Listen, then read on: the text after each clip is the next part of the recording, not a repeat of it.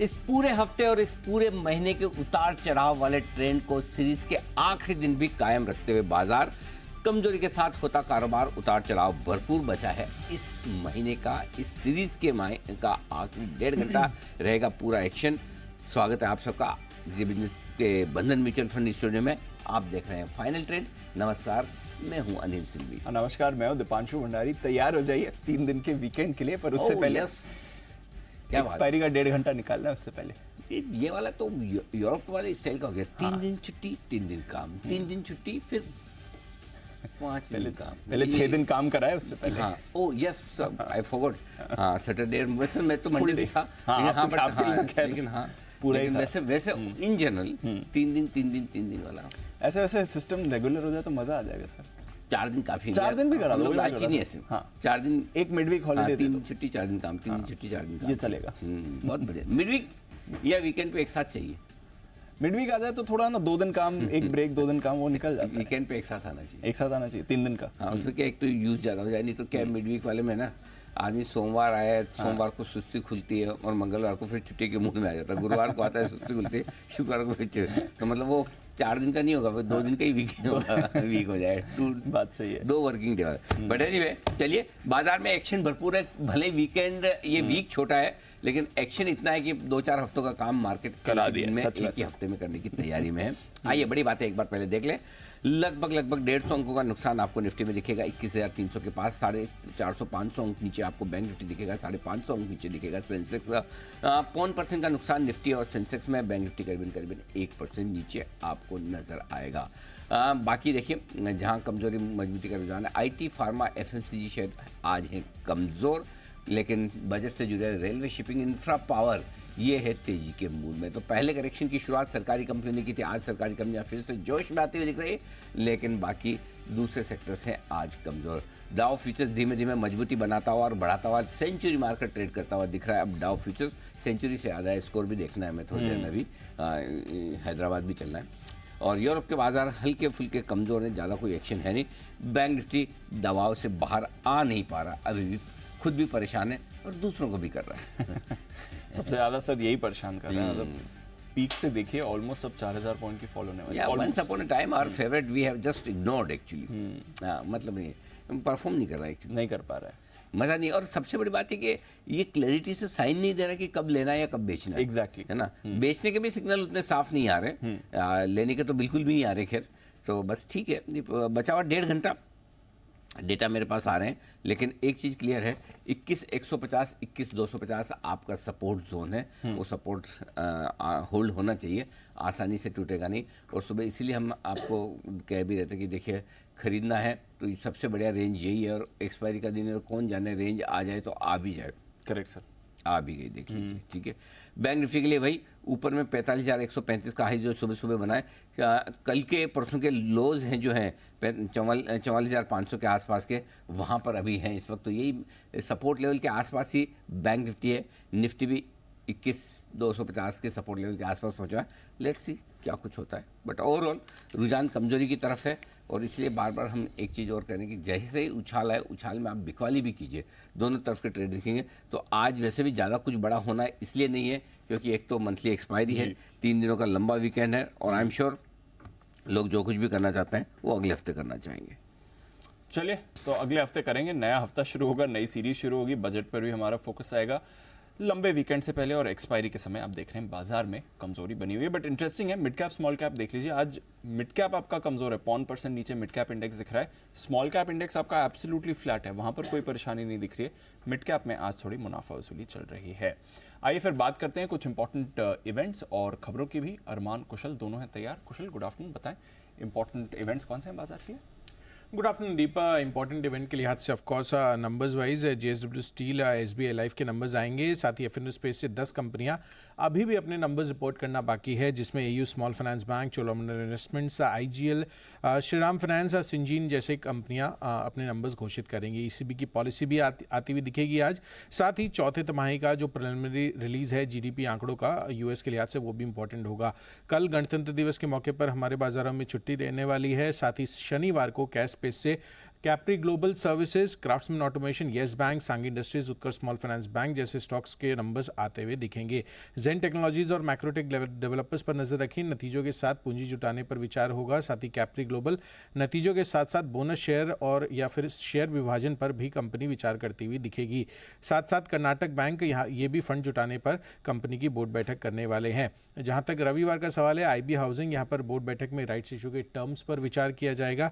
साथ ही सोमवार के दिन अगेन जब हम लौटेंगे वापस तो नंबर्स के लिहाज से काफ़ी रिजल्ट हैवी डे होने वाला है। निफ्टी से 4 कंपनियां हैं, बजाज फाइनेंस समेत आईटीसी, बीपीसीएल और एनटीपीसी भी अपने नंबर्स लेकर आएंगी। साथ ही एफएनओ स्पेस से Bharat Electronics, Marico, Petronet LNG, GAIL, Piramal Enterprises और वोडाफोन आइडिया के नंबर्स पर भी आपको नजर रखनी है। गरवारे टेक्निकल फाइबर्स नतीजों के साथ साथ बायबैक पर विचार किया जाएगा। साथ ही एलजी वाला यहाँ पर नतीजों के साथ प्रमोटर्स के कन्वर्टेबल वारंट जारी करने पर भी विचार होता हुआ नजर आएगा। जहाँ तक ग्रासिम इंडस्ट्रीज का सवाल है, इसका राइट्स इशू बंद हो जाएगा सोमवार को। और साथ ही सांगी इंडस्ट्रीज ये फोकस में रहने वाला है क्योंकि अंबुजा सीमेंट्स का जो ओपन ऑफर आया था वो बंद होता हुआ दिखेगा 29 तारीख को ही। 3 और अपडेट है, आईआरएफसी यहाँ पर 20% शेयर्स का लॉक इन खत्म होता हुआ दिखेगा। इनोवा कैपटैप 30 दिनों का एंकर लॉक इन यहाँ पर भी ओवर हो जाएगा। और ब्लूजेट हेल्थ केयर जो हाल ही की लिस्टिंग रही है इसके भी 90 दिनों के एंकर लॉक इन खत्म होंगे। ओके, बहुत सारे इवेंट्स हैं और नतीजों पर तो पूरा फोकस है। अंबुजा, माफ कीजिए, एसीसी के नंबर्स आपके सामने आते दिख रहे हैं। शानदार नंबर्स यहाँ पर आपको आते दिख रहे हैं। रेवेन्यू लेड ग्रोथ है यहाँ पर कंपनी का, ये 4,918 करोड़ की आपकी आय आई है। हमारा अनुमान 4,572 करोड़ का था, तो अनुमान से काफी मजबूत ये आय का आंकड़ा आपको आते हुए दिख रहा है। करीब 350 करोड़ अनुमान से ज्यादा ये आय का आंकड़ा आपको आते हुए दिख रहा है। जहां तक अंबुजा का एसीसी का सवाल है, यहाँ पर अच्छा आंकड़ा है। मुनाफे का आंकड़ा देखिए, ये भी काफी मजबूत आया है। 527 करोड़ का मुनाफा आया है, 358 करोड़ के मुनाफे का अनुमान लगाया था। तो again top line bottom line दोनों ही बेहद मजबूत आती हुई दिख रही हैं, अनुमान से काफी बेहतर। कामकाजी मुनाफा 378 करोड़ से बढ़कर 903 करोड़ का है। हमारा अनुमान 650 करोड़ का था, तो अनुमान से देखिए बहुत ही शानदार प्रदर्शन रहा है जहां तक एसीसी के रिजल्ट्स का सवाल है। और इसलिए अनिल जी स्टॉक भी रिएक्ट कर रहा है। 5% ऊपर अब आपको एसीसी का नंबर दिख रहा है। बेहद मजबूत ऑपरेशनल परफॉर्मेंस तो है ही sir, but revenue led growth अच्छी आ रही है इनकी। बिल्कुल दीप, इसलिए हम बार बार करें कि एक ही सेक्टर है, आईटी, फार्मा और सीमेंट। सुबह भी अपनी बात यही थी, यही बोला 3 जगह दिमाग लगाओ और कहीं लगाओ मत। अल्ट्राटेक आपने देख लिया, सागर सीमेंट आपने देख लिया, श्री दिग्विजय आपने देख लिया, और जो भी देखा और डालमिया भारत भी ठीक ठाक ही थे, तोड़ फोड़ नहीं थे। और अब एसी से खतरनाक बहुत बढ़िया, बहुत ही दमदार, शानदार, बेहतरीन नंबर्स आते हुए दिखे हैं। तो 357 करोड़ के सामने 527, मार्जिन देखिए 8 से 18, वाह वाह, बहुत शानदार है। सुपर से भी ऊपर है ये तो बिल्कुल, तो इसमें कोई सवाल ही नहीं। बहुत ही दमदार, 14% की हमारी उम्मीद थी, लेकिन 14, 18.5% कमाल ही करते हो भाई। 646 करोड़ का ईबिटा था और उसके सामने कामकाजी मुनाफा भी बड़ी तगड़ी ऊंचे गजब आता दिखा है। तो ओवरऑल बहुत तगड़े नंबर से, बहुत तगड़े नंबर से, जबरदस्त नंबर है। सीमेंट स्पेस पूरी तरह से आपको नंबर बड़े मजबूत दे रही है और ये भी नंबर आपका जोश बढ़ाने वाले हैं दीप, बिल्कुल भी। बिल्कुल, ये तो डेफिनेटली जोश बढ़ा रहा है। और एसीसी पर नजर भी डाल दीजिए, 5.5% ऊपर अब ये काउंटर दिख रहा है। एक बार जरा देखिए बाकी सीमेंट काउंटर्स पर भी रिएक्शन आ रहा है कि नहीं। अंबुजा कैसा परफॉर्म कर रहा है, क्योंकि ऑफ कोर्स यहाँ पर आपको रिएक्शन आते दिखेगा। बिल्कुल, अंबुजा भी आप सही पकड़े, अंबुजा भी 3% ऊपर आता हुआ दिख रहा है। अंबुजा मेरे ख्याल से 31 तारीख को नतीजे, इफ आई एम राइट, 31 को जहाँ तक मेरा ख्याल है नंबर्स होने चाहिए अंबुजा। जी हाँ, क्या बात है, व्हाट मेमोरी, बहुत ओके। क्योंकि सीमेंट में बुलिश हूं तो मैंने नोट करके रखा है सीमेंट के कब नंबर्स आ रहे हैं। सो अंबुजा बिल्कुल अच्छे नंबर्स अंबुजा के भी आने की आप उम्मीद है। ACC Ambuja almost similar line पे। तो अब मेरे ख्याल से एसीसी के नंबर्स में one of the best results मैं देख रहा हूँ अब तक के है सर, जो एसीसी के आपको सामने देख रहे हैं, one of the best results you can say, right. तो बहुत ही तगड़े दमदार नंबर्स हैं एसीसी अंबुजा के, सॉरी एसीसी के। सो एसीसी के चार्ट्स देखने का कष्ट कुणाल जी करेंगे और साथ ही अंबुजा चार्ट्स देखने का कष्ट में, अच्छा कुणाल जी आए नहीं, कष्ट करना नहीं चाहते हैं अभी तक। हाँ, सुबह का भी बंसल जी जरा आप कष्ट करिए कुणाल जी के बजाय। और कौन है, शक्ल दिखाओ तो पता चले कौन आ चुके हैं। बंसल जी तैयार है आपके चार्ट्स एसीसी?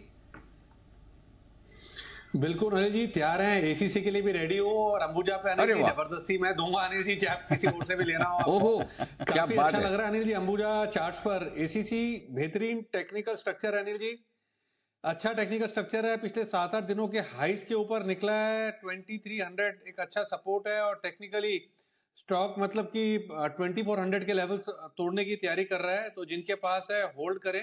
यहाँ पर 2450 2470 के लेवल्स देखने को मिल सकते हैं।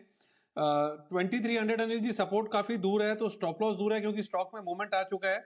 बट दूसरी तरफ अंबुजा सीमेंट देखें तो अभी भागा नहीं है और इसके अंदर एक अच्छी एक्यूमुलेशन बन रही है। नीचे में 525 527 एक अच्छा बेस है और ये स्टॉक भी एक अच्छी तेजी दिखाने का दमखम रखता है। और जैसे आप 31 तारीख को नतीजे बोल रहे हैं, तो 575 578 के टारगेट के लिए अंबुजा पर भी खरीदारी की राय है।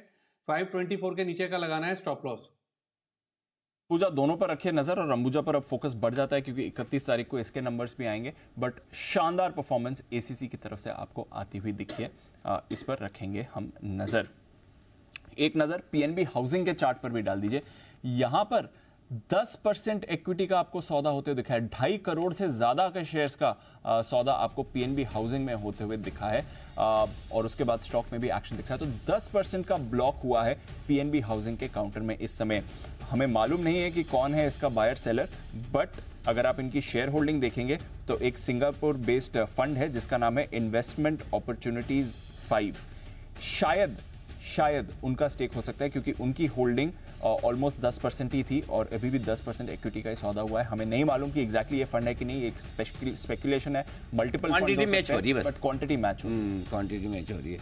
पीएनबी हाउसिंग बड़ा ट्रेड होता है, दिखा रहा हो माय गॉड 3% ऊपर ट्रेड तो नीचे के दाम पे होता है, लेकिन ट्रेड होते वो ऐसा होता है स्प्रिंग को दबा के रखो आप। एग्जैक्टली एक छोटी स्प्रिंग के 5 किलो का वजन रख दो और जैसे हटाओ तो भाग जाता है। ऐसे उछलते हैं, बिल्कुल वैसे हो। Exactly. सेलिंग प्रेशर खत्म होते ही स्टॉक ऐसे उछलते हैं, पूछो मत। आजकल तो मामला ऐसा है, प्रमोटर बेचे तो शेयर बढ़ता है, फंड बेचे तो शेयर बढ़ता है। मतलब बेचने वाले से लेने वाला ज्यादा बलवान है आज की तारीख में, है ना।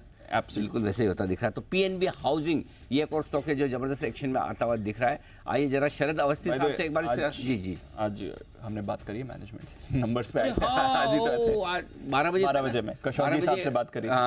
गिरीश कौशगी साहब थे 12 बजे में। How can I forget. Okay Sharad sir जरा राय दीजिए अपनी पीएनबी हाउसिंग पर। देखिए हिस्टोरिकली जो नंबर्स हैं उस पे 1.5 टाइम्स प्राइस टू बुक पे चल रहा है। हमारे हिसाब से अगले साल भी ग्रोथ ठीक ठाक ही रहनी चाहिए, 17-18% जैसी बॉटम लाइन ग्रोथ मिलनी चाहिए। तो 70 रुपये जैसी अक्रेशन होगी तो 600 रुपये पे अभी भी स्टॉक लगभग कितना 1.5 टाइम के भी नीचे चल रहा है। हिस्टोरिकली अगर आप पीएनबी हाउसिंग को देखें तो पिछले कुछ समय में थोड़ा सबड्यूड रहा है, लेकिन हमें लगता है लॉन्ग टर्म में 1.5 के मल्टीपल आसानी से मिलने चाहिए। तो 600 टू 1.5 तो 900,000 रुपये के आसपास हमें लगता है फेयर वैल्यू है स्टॉक की। तो 900 पे तो ऑलरेडी आ गया है, थोड़ा और यूफोरिक रहता है तो 1,000 रुपये, but 1.5 time price to book पे मुझे लगता है लगभग फेयरली प्राइस्ड स्टॉक। तो ये है आपके लिए पीएनबी हाउसिंग। यहाँ पर रखिए नज़र। कुछ बड़े सौदे हुए हैं, जनरल अटलांटिक के भी यहाँ पर ऑलमोस्ट सिमिलर ही शेयर क्वांटिटी है, बट लग रहा है कि शायद ये इन्वेस्टमेंट अपॉर्चुनिटी है क्योंकि एग्जैक्ट मैच हो रहा है जितने शेयर्स का सौदा हुआ है और जितनी शेयर होल्डिंग इनकी है। खैर एनीवे डिटेल्स हम आपके लिए निकालने की कोशिश करेंगे, बट बड़े सौदे यहाँ पर होते हुए दिख रहे हैं। आइए अरमान से बात करते हैं कुछ और खबरों के लेकर। अरमान, बात करते करते नतीजे खबरें काफ़ी आ रहे हैं, बताएं आपके पास कौन से हैं? जी कुछ नतीजे जो पहले भी आ चुके हैं, जिसमें अगर आप बात करें HPCL के नतीजे आए। यहाँ पर अगर आप देखें स्टैंडअलोन QOQ में लगभग 16% की बढ़ोतरी है। मार्जिन्स भारी घटकर आते हुए दिखे हैं, 8.6% से गिरकर 1.9% पर आते हुए दिखे हैं। मुनाफे में भी 90% की गिरावट है क्योंकि जो चेंज इन इन्वेंट्री है वो जो पहले थी लगभग 7,850 करोड़ के आसपास की, इस बार लगभग सिर्फ 1900 करोड़ की आती हुई दिखी है। तो उसके चलते आपको सभी जगह यहाँ पे इम्पैक्ट आता हुआ दिख रहा है।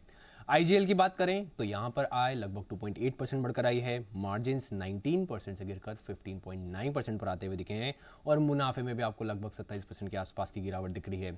कब नतीजों में स्वराज इंजन यहाँ पर मुनाफा जो है वो लगभग फ्लैट ही रहा है, 23 करोड़ से बढ़कर लगभग 24 करोड़ के आसपास आता हुआ दिखा है। आय की बात करें, आय भी फ्लैट होती हुई दिखी है और मार्जिन्स की बात करें तो थोड़े से इंप्रूव हुए हैं। 11.9% के जो मार्जिन्स थे वो 12% पर आते हुए दिखे हैं।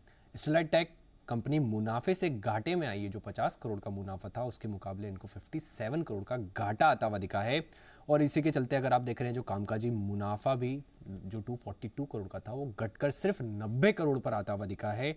और अगर आप बात करें मार्जिन्स में बड़ी गिरावट दिख रही है, 12.8% से गिरकर 6.8% पर आते हुए दिखे हैं। एलटी फूड्स मुनाफा 95 करोड़ से बढ़कर लगभग 150 करोड़ पर आता हुआ दिखा है। मार्जिन्स में यहाँ पर इंप्रूवमेंट दिख रहा है, 9.3% से इंप्रूव होकर 12.2% पर आते हुए दिखे हैं। ऑर्डर विन की खबर है रेलटेल में, जहां पर इनको 163 करोड़ का ऑर्डर मिला है और ये नवोदय विद्यालय समिति से इनको ऑर्डर मिलता हुआ दिखा है। और ब्लॉक डील की लिस्ट देखें तो कई सारी है, जिसमें Dabur 8 lakh, Motherson Sumi 30 lakh, Crompton Greaves, Laurus lab दोनों के 15 से 12 लाख के आसपास, Indus tower, South Indian Bank 30 lakh के आसपास, एनटीपीसी लगभग 53 लाख, फोर्टिस, भारतीय एयरटेल, सीजी पावर 15 से 18 लाख के आसपास, फेडरल बैंक में भी 11 लाख शेयरों के कई सौदे होते हुए दिखे। ओके बहुत ज़्यादा सारे सौदे हो रहे हैं। ऑफ कोर्स पीएनबी हाउसिंग में तो बड़ा सौदा हमने होते हुए देखा ही था। एक्शन भरपूर है बाजार में, इंडेक्स ये रिफ्लेक्ट नहीं कर रहा होगा, बट स्टॉक्स पे मूवमेंट देखिए, अच्छा एक्शन आ रहा है, नतीजों पर भी बाजार रिवॉर्ड कर रहा है, जैसे अभी हमने देखा अंबुजा में किया है, माफ कीजिए एसीसी में किया है, उसके बाद अंबुजा, इंडिया सीमेंट्स, दोनों में ही आपको अच्छी मूव आ रही है। आइए शो का पहला कॉल आ रहा है सुमित जी की तरफ से, सुमित का सुपर हिट।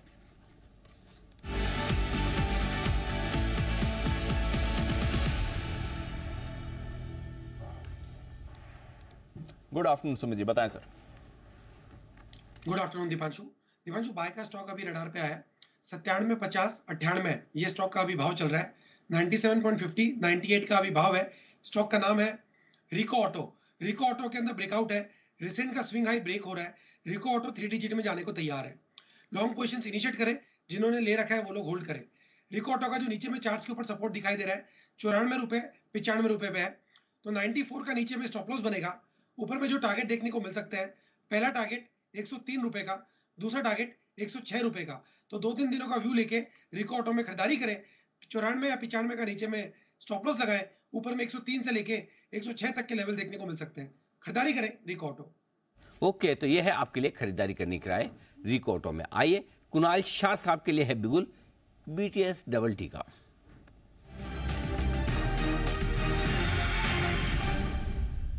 बताएं सर। जी, आई थिंक आगे जाके हम थोड़ा देखेंगे, मार्केट्स तो काफ़ी वॉलेटाइल रहेंगे, बट एक सेक्टर है जहाँ पे एक अच्छा आउट परफॉर्मेंस हमें दिख सकता है, वो मेटल्स एज अ स्पेस है।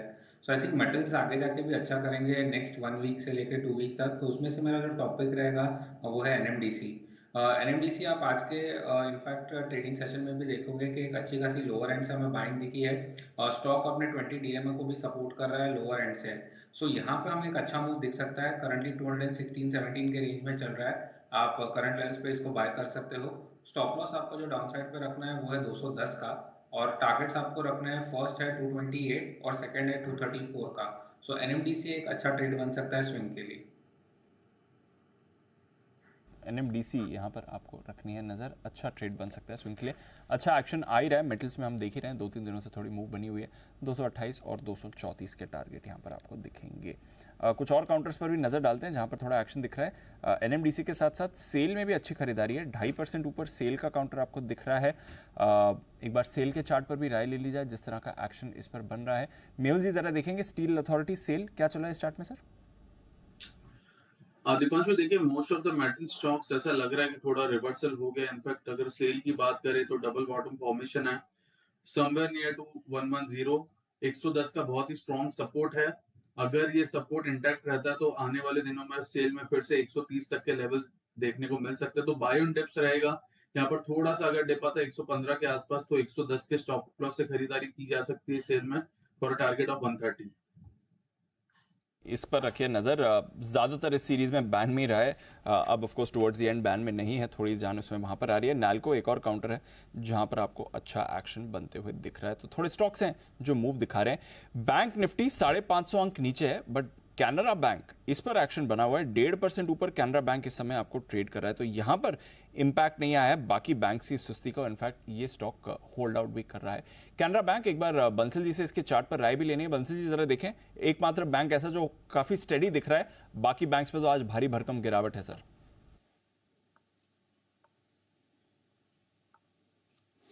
जी हाँ दीपांशु, स्टडी है बट इतना भी स्टडी नहीं है कि नई खरीदारी की जाए। जिनके पास है 452 के स्टॉप लॉस के साथ होल्ड करें। नई खरीदारी के लिए दीपांशु थोड़ा वेट एंड वॉच करेंगे, और जिस नई खरीदारी की मैं बात कर रहा हूँ वो purely from a trading point of view है। तो ट्रेडिंग के नज़रिए से वेट एंड वॉच करेंगे, ट्रेडिंग के नज़रिए से कहीं नज़र रखनी है तो मेटल्स में जाना चाहिए, जिनकी अभी आपने नाम भी लिया है, सेल, एनएमडीसी, हिंदुस्तान कॉपर, इनके साथ जाने की राय होगी। इनके साथ जाने की राय रहेगी, ध्यान रखिएगा इन काउंटर्स पर। But Canara bank hold out कर रहा है अनिल जी और स्टेडी है। बाकी पूरा बैंक्स में देखिए, इनफैक्ट रिसेंटली बैंक निफ्टी में आपकी ऑलमोस्ट अब 4000 पॉइंट की, 3500 पॉइंट से ज़्यादा पॉइंट्स की तो ऑलरेडी गिरावट आ चुकी है। But Canara bank pick of the year है, 3 जनवरी को रेकमेंड किया था। जिस दिन रेकमेंड किया था उस दिन 444 का भाव था, वहाँ से ये 465 का इसने हाई बनाया और उसी के आसपास ट्रेड कर रहा है। तो वहाँ से अब तक बैंक्स में आपने इतनी भारी भरकम गिरावट देख रही है। एचडीएफसी बैंक जैसे तो 15% गिर चुके हैं वहाँ से।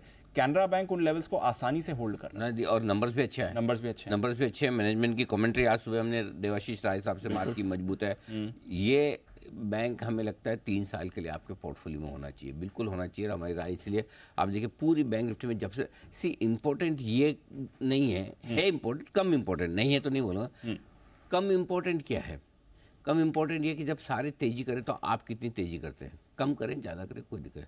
लेकिन ज़्यादा इम्पोर्टेंट क्या है, जब सब घटे तो क्या आप कम घटते हैं, वो ज़्यादा इम्पोर्टेंट है। इसका मतलब क्या है, उस स्टॉक में क्वालिटी इन्वेस्टर्स ज़्यादा है, ट्रेडिंग एक्टिविटी कम है, इन्वेस्टमेंट वाले इन्वेस्टर्स ज़्यादा है।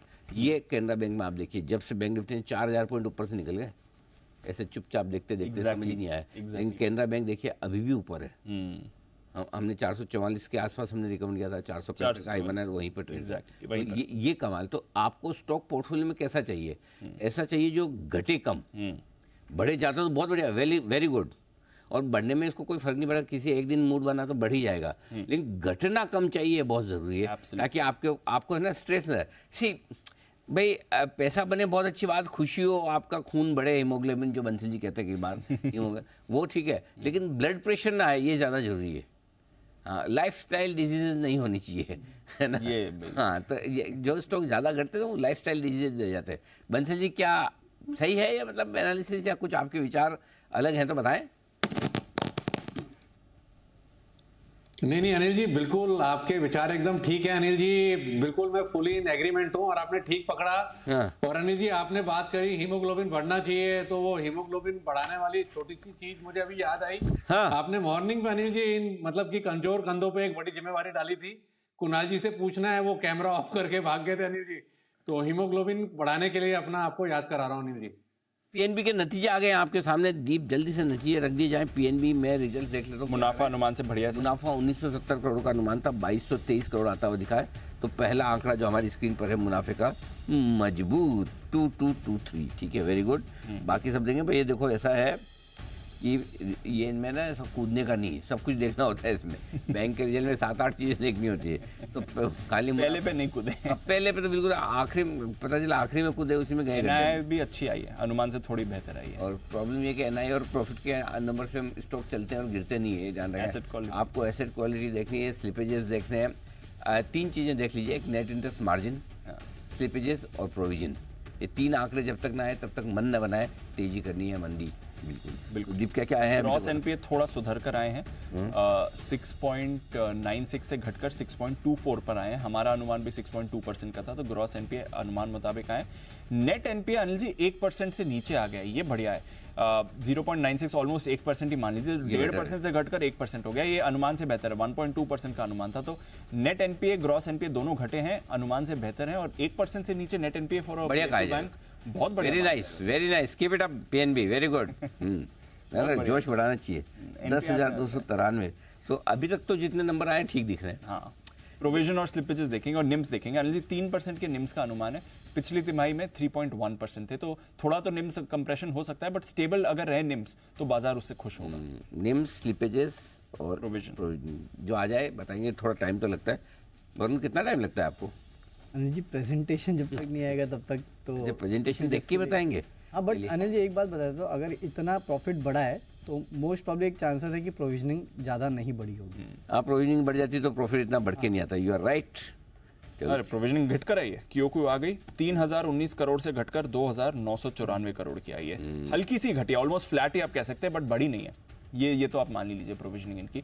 क्यों बेसिस पर मैं आपकी प्रोविजनिंग बता रहा हूँ। अच्छा आंकड़ा है जी, फर्स्ट कट अच्छे दिख रहे हैं नंबर्स, कैनरा के बाद इसके नंबर्स थोड़े बचे बेहतर है। स्लिपेजेस के नंबर्स जो थोड़े आएंगे तो पता चलेंगे। तो एसेट क्वालिटी बेहतर है, प्रोविजनिंग घटी है, मुनाफा बेहतर है, एनआईआई बेहतर है।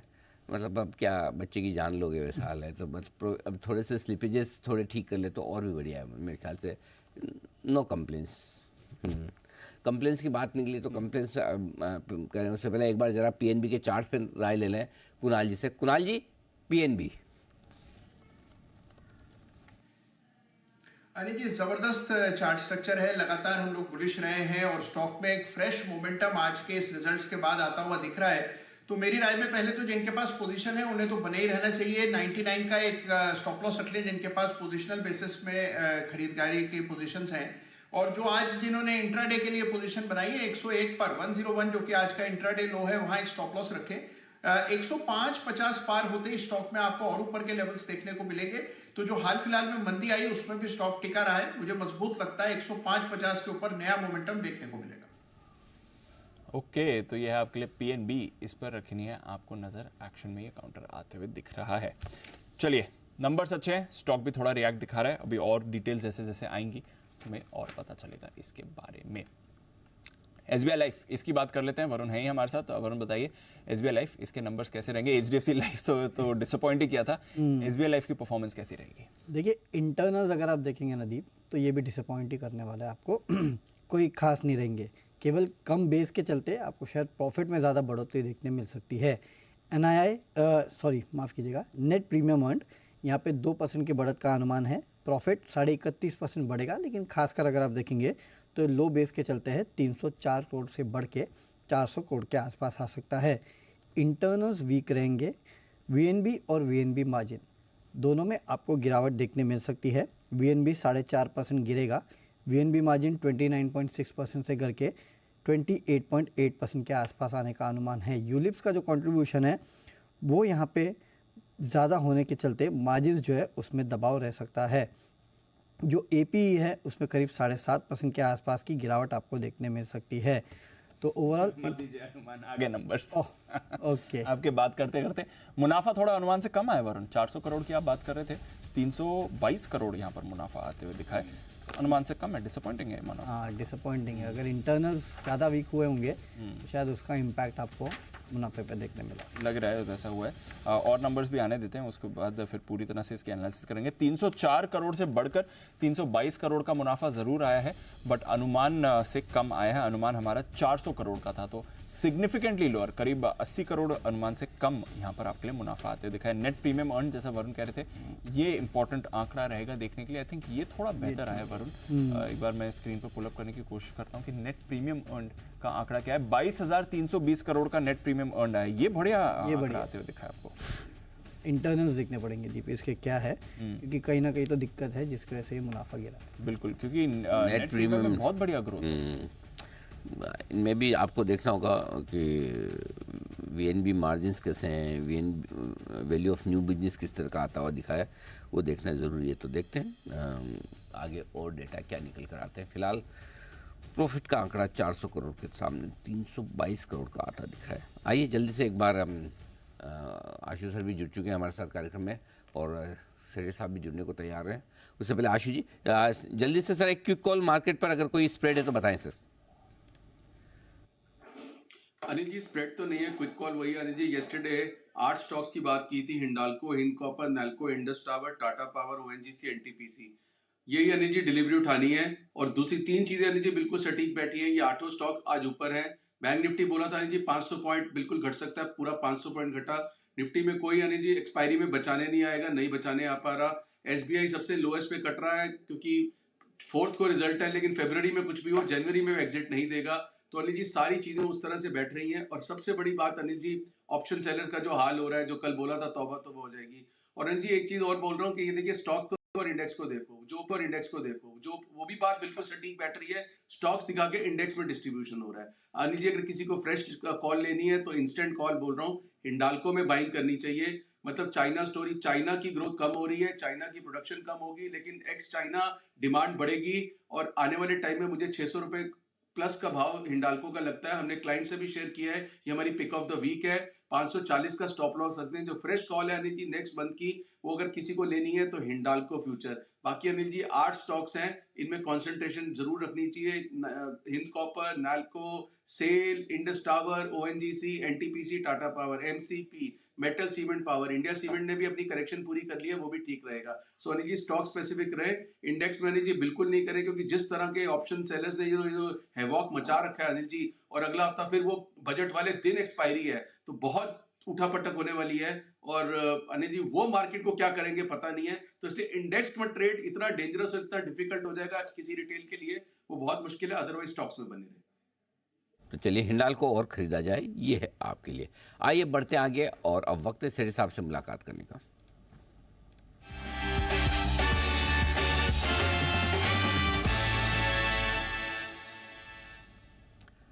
बताएं सेठी साहब, आज की पहली पिक।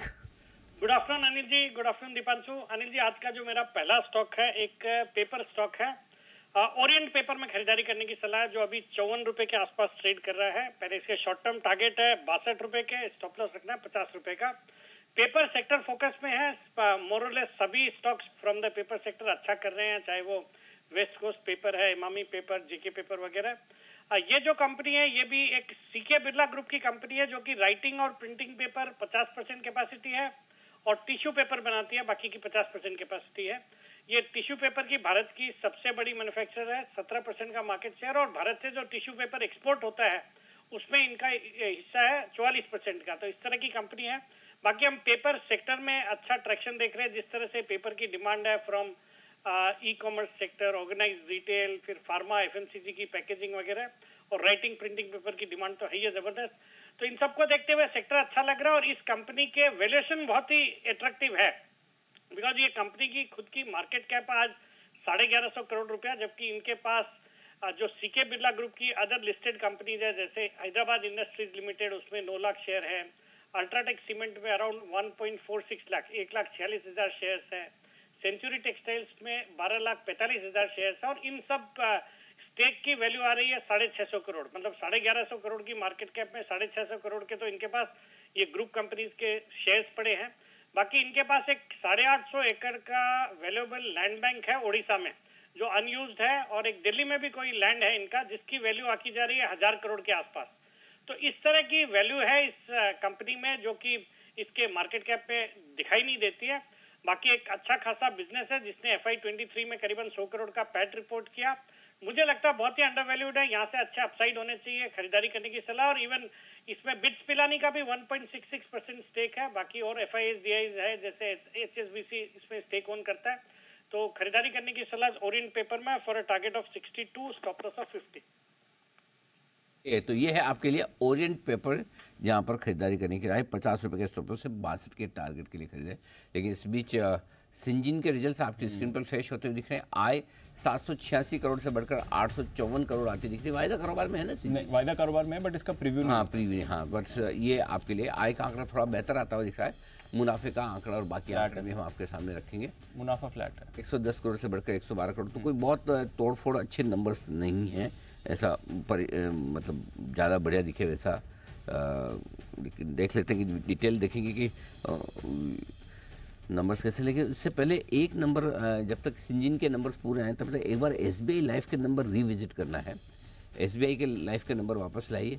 सिंजीन के आए क्या दीप, पूरे नंबर्स आए क्या? नहीं आ रहे हैं सर। तो तब तक एक बार SBI लाइफ के नंबर एक बार फिर से देख लिए जाए।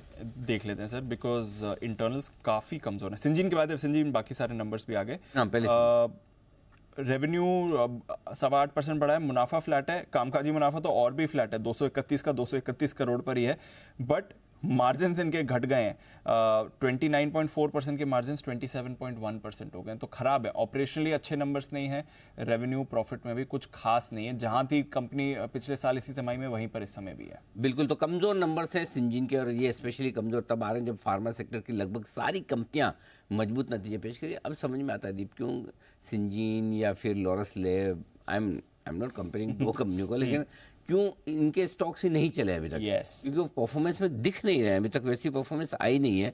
देखते हैं डिटेल में आने जी क्या कुछ होता है, लेकिन फिलहाल on the face of it number थोड़े ढीले दिख रहे हैं सिंजिन के, किसी तरह की ग्रोथ आती दिखी है। अनुमान हमारे पास में नहीं है, सिंजिन का अनुमान है नहीं, बनता नहीं, वो रिपोर्ट्स नहीं आती, आमतौर पर रिपोर्ट्स नहीं आती, इसलिए अनुमान का पता लगाना थोड़ा सा मुश्किल काम है। लेकिन दूसरा स्टॉक जो इम्पोर्टेंट है वो है SBI लाइफ। आप बता रहे हैं जी, SBI लाइफ में एक इम्पोर्टेंट नंबर आया है। पहले तो प्रॉफिट का आंकड़ा काफ़ी कमजोर है, 400 SBI लाइफ आई है 400 करोड़ से घट के 322 करोड़ आया, लेकिन जो सोल्वेंसी रेशियो है ये बहुत तेजी से घटा है, 225% से घटकर सीधा रह गया है 209%। ये बड़ा कट है एक्चुअली, और ये आंकड़ा बेहद खराब है। और अनुमान था 216, तो बहुत खराब है सर। SBI लाइफ ये नंबर से जिनके दम पर इसमें आराम से आपको क्या कहना चाहिए डाउनग्रेड्स आते हुए दिखेंगे। Yes sir. SBI के नंबर से HDFC लाइफ के बाद ऑलरेडी हुआ था जी, अभी SBI लाइफ ने भी कंफर्म कर दिया कि सेक्टर में परेशानी तो है। Insurance companies, specially life insurance companies जो हैं वहाँ पर सब कुछ अच्छा नहीं है, ये क्लियरली दिख रहा है। हाँ, और जो मार्केट पोल इसके कंपेरिजन में अगर आप देखेंगे तो नंबर्स काफ़ी कमज़ोर है। वैल्यू ऑफ न्यू बिजनेस ये भी आपके लिए कमज़ोरी वाला मामला है। सो ओवरऑल नंबर्स आज जो आ रहे हैं SBI लाइफ के भी मज़ेदार नहीं है, इनफेक्ट ख़राब है, और कमज़ोर नंबर्स आपके थोड़े सिंजिन के भी on the face of it दिख रहे हैं। तो ये है आपके लिए दो नंबर्स अभी भी आते हैं। सेठी साहब बताएं सर आज की दूसरी पिक। बिल्कुल अनिल जी, आज का जो दूसरा स्टॉक है एक रेलवे वाला स्टॉक है। रेलवे सेक्टर वापस से फोकस में है। स्टॉक का नाम है टेक्समेको रेल, जो अभी 209 के लेवल्स पे ट्रेड कर रहा है। पहले इसके शॉर्ट टर्म टारगेट है 230 रुपए के, स्टॉप लॉस रखना है 204 रुपए का। अनिल जी, परसों बहुत भारी गिरावट हमने रेलवे पूरे सेक्टर में देखी थी, और उसके बाद कल और आज देखिए रेलटेल राइट्स वगैरह में एक जबरदस्त तेजी चल रही है। 13-14% राइट्स ऊपर है। रेलटेल भी कल नतीजे आ गए, नतीजे भी बहुत ही दमदार थे, और उसके बाद आज एक बहुत अच्छी तेजी रेलटेल में भी देखी जा रही है। मुझे लगता है पूरा सेक्टर वापस से फोकस में रहेगा। और अब टेक्समेको रेल की बात करें तो ये रेलवे वैगन्स बनाने वाली एक लीडिंग कंपनी है। इसके अलावा रेल प्रोजेक्ट्स करती है, जैसे सिग्नलिंग है, ट्रैक्स है, और इनकी एक स्टील फाउंड्री भी है। हाल ही में दिसंबर के महीने में इनको एक 3400 वैगन का बड़ा ऑर्डर इंडियन रेलवे से मिला था। मतलब टोटल 11,000 वैगन के ऑर्डर दिए थे, उसमें से 3400 वैगन इनको मिला। 1400 करोड़ का वो ऑर्डर था, और बाकी रेलवे ने इंडिकेशंस दिए कि 20,000 वैगन के नए ऑर्डर्स देंगे। तो 30% के हिसाब से देखेंगे तो 6,000 वैगन के ऑर्डर्स ये कंपनी एक्सपेक्ट कर रही है। और करंट ऑर्डर बुक जो एग्जीक्यूट करनी है वो अराउंड 15,000 वैगन की तो ऑर्डर बुक है फ्रॉम रेलवेज। 2,000 वैगन इनके प्राइवेट सेक्टर की ऑर्डर बुक है। मतलब वैल्यू वाइज देखेंगे तो 8,000 करोड़ की इनकी ऑर्डर बुक है। इस तरह की रेवेन्यू विजिबिलिटी है। फिर अफ्रीका भी ये एक्सपोर्ट करती है कंपनी, और इनके बोर्ड ने एक जो इनकी सब्सिडियरी है, एक कालिंदी रेल और एक ब्राइट पावर प्रोजेक्ट्स, इन दोनों को डीमर्ज करने का भी अप्रूवल दिया हुआ है। तो वो भी एक वैल्यू अनलॉकिंग आने वाले क्वार्टर्स में देखी जा सकती है।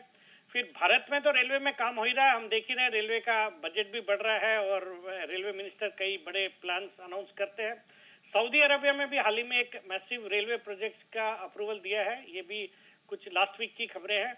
मुझे लगता है उसका भी एक बड़ा फायदा भारतीय रेलवे कंपनीज को होना चाहिए। बाकी बहुत ही जबरदस्त परफॉर्मेंस रहा है, और इस क्वार्टर के भी नतीजे बहुत अच्छे होने चाहिए। FIDs भी अराउंड 8.5% हिस्सेदारी रखते हैं, जिसमें HDFC है, निपॉन है। मुझे लगता है ये स्टॉक शॉर्ट टर्म में भी अच्छे तेजी कर सकता है, लॉन्ग टर्म पे भी बुलिश हूं। तो खरीदारी करने की सलाह for a target of 230, stop loss of 204। Texmaco खरीदारी इस पर करनी है, और खरीदारी ओरिएंट पेपर में करनी है। दो स्टॉक सेठी साहब की तरफ से। शुक्रिया सर जुड़ने के लिए और अपनी स्ट्रैटेजी देने के लिए। आइए अब लेते हैं अनिल जी से उनकी 2:30 बजे की मार्केट स्ट्रैटेजी भी।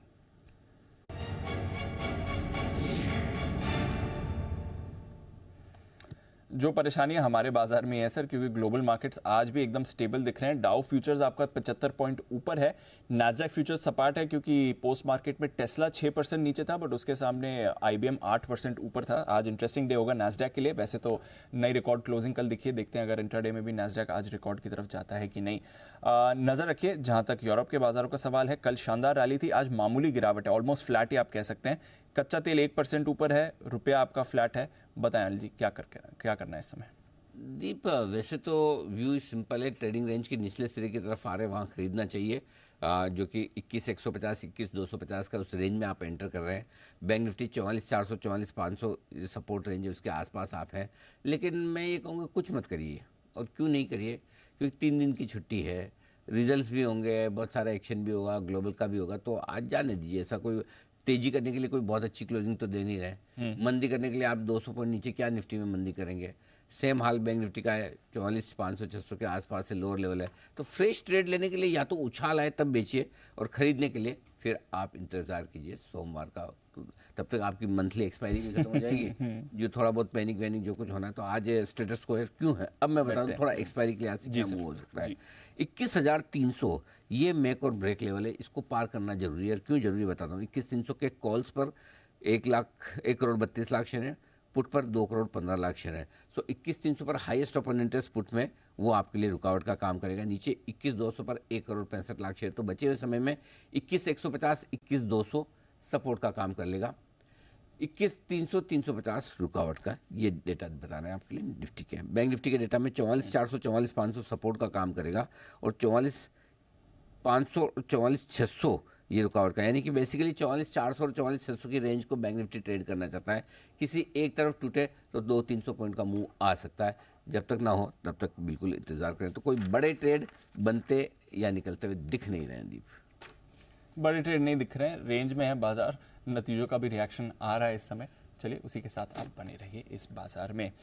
चलिए SBI लाइफ तो बात करते करते नंबर्स आ गए, वरुण SBI कार्ड ये भी शायद बात करते करते नंबर्स आ जाएं, बता दीजिए उससे पहले क्या है बाजार का अनुमान।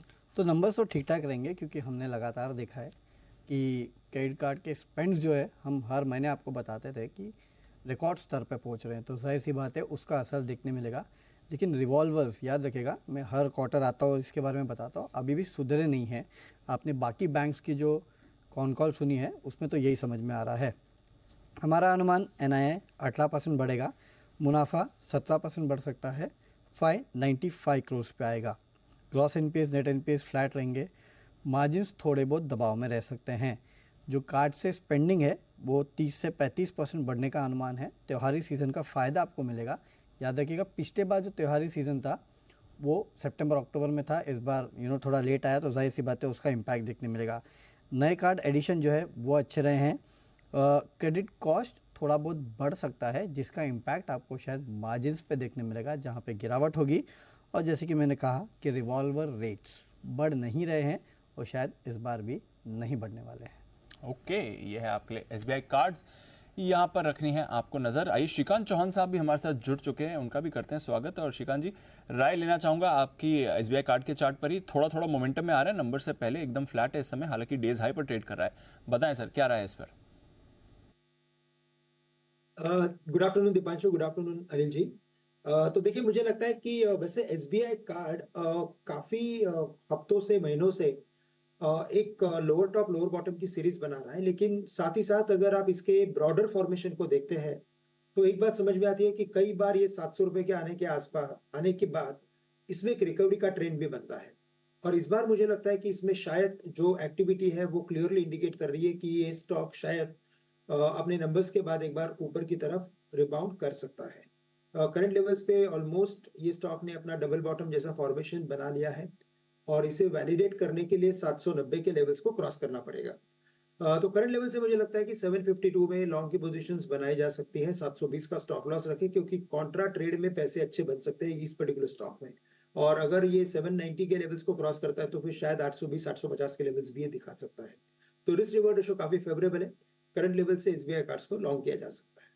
SBI कार्ड से आपके लिए खरीदारी करने की राय करंट लेवल से ये है राय आपके लिए। और नतीजों के पहले स्टॉक मजबूत होकर दिन की ऊंचाइयों पर पहुंचने की कोशिश करता हुआ आपके सामने दिखेगा भी। ये है पूरा का पूरा एक्शन। आइए बढ़ते आगे। किसी के लिए मेरे ख्याल से बिगुल कुणाल शाह साहब, कुणाल शाह साहब के लिए बिगुल की फर्म है wonderful BTS double T।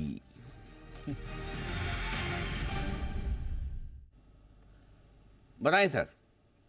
Anil ji, एक कैश मार्केट का स्टॉक रडार में आया है और स्टॉक का नाम है गुफिक बायो। और स्टॉक करंटली 349 350 के रेंज में आसपास ट्रेड कर रहा है। और चार्ट स्ट्रक्चर काफ़ी स्ट्रॉन्ग है और स्टॉक हमेशा एक हायर हाई हाई लो का पैटर्न बना रहा है और एक ब्रेकआउट के वर्ज के ऊपर है। सो आप करंट लेवल्स पे उसको बाय कर सकते हैं। और स्टॉप लॉस आपका जो डाउन साइड पे रखना है वो है 330 का।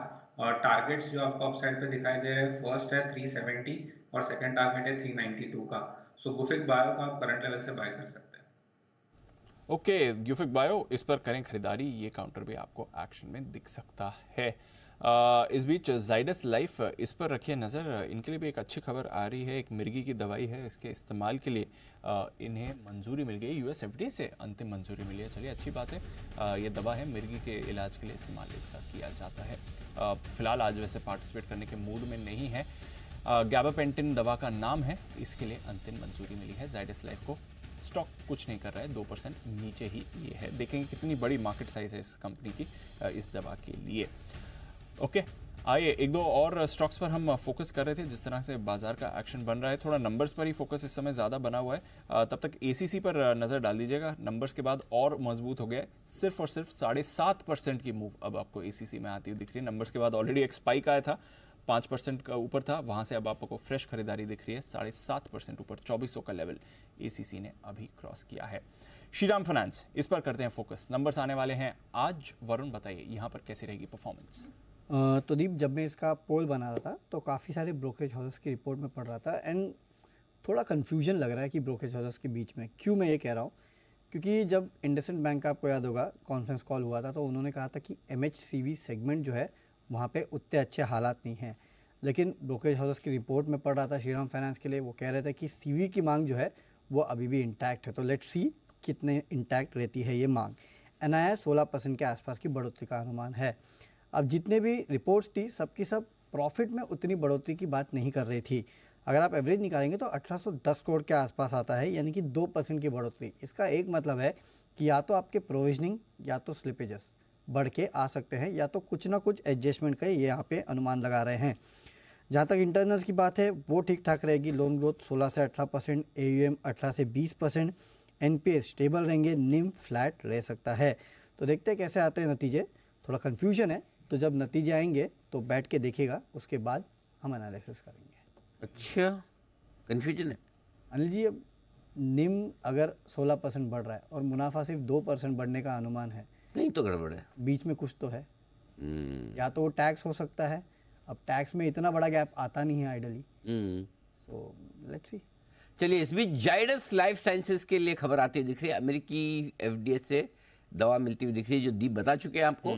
लेकिन स्टॉक में दीप आपके बोलने के बाद भी रिएक्शन नहीं कुछ नहीं, बल्कि और नीचे गए। ओके, मतलब दवा का कोई असर नहीं, दवा का कोई असर नहीं। दूसरी दवा की मंजूरी लाओ, इस दवा का असर नहीं होता दिख रहा है स्टॉक प्राइसेस में। नहीं हो रहा तो अच्छी बात है। चलिए ठीक है, कोई दिक्कत नहीं। ये है आपके लिए खबर इस वक्त फ्लैश होती हुई दिख रही है। ओके, मजा नहीं आ रहा है सर। नहीं आ रहा है, मजा नहीं आ रहा। You need early closing. हाँ, करा दीजिए। वैसे 3 दिन का वीकेंड है, बट हाँ जितनी जल्दी हो सके। हाँ बिल्कुल जल्दी, 3 दिनों के वीकेंड में तो ठीक है, लेकिन वीकेंड के बाद आपके बहुत कुछ है। अच्छा, बजट से रिलेटेड। हाँ, मैं बता दूं कि बजट की पूरी तैयारी हमारी हो चुकी है। आइए बता दूं कि हमारे बजट पर कौन कौन से गेस्ट हैं, कौन कौन से एक्सपर्ट्स हैं, जिनसे आपको मिलेगा मुलाकात करने का मौका। बिग पैनल दोपहर 4 बजे से 5 बजे के बीच रामदेव अग्रवाल साहब, सुनील सिंघानिया जी, मधु कैला साहब और नीलेश शाह साहब के साथ, चारों दिग्गजों के साथ 4 से 5 बजे।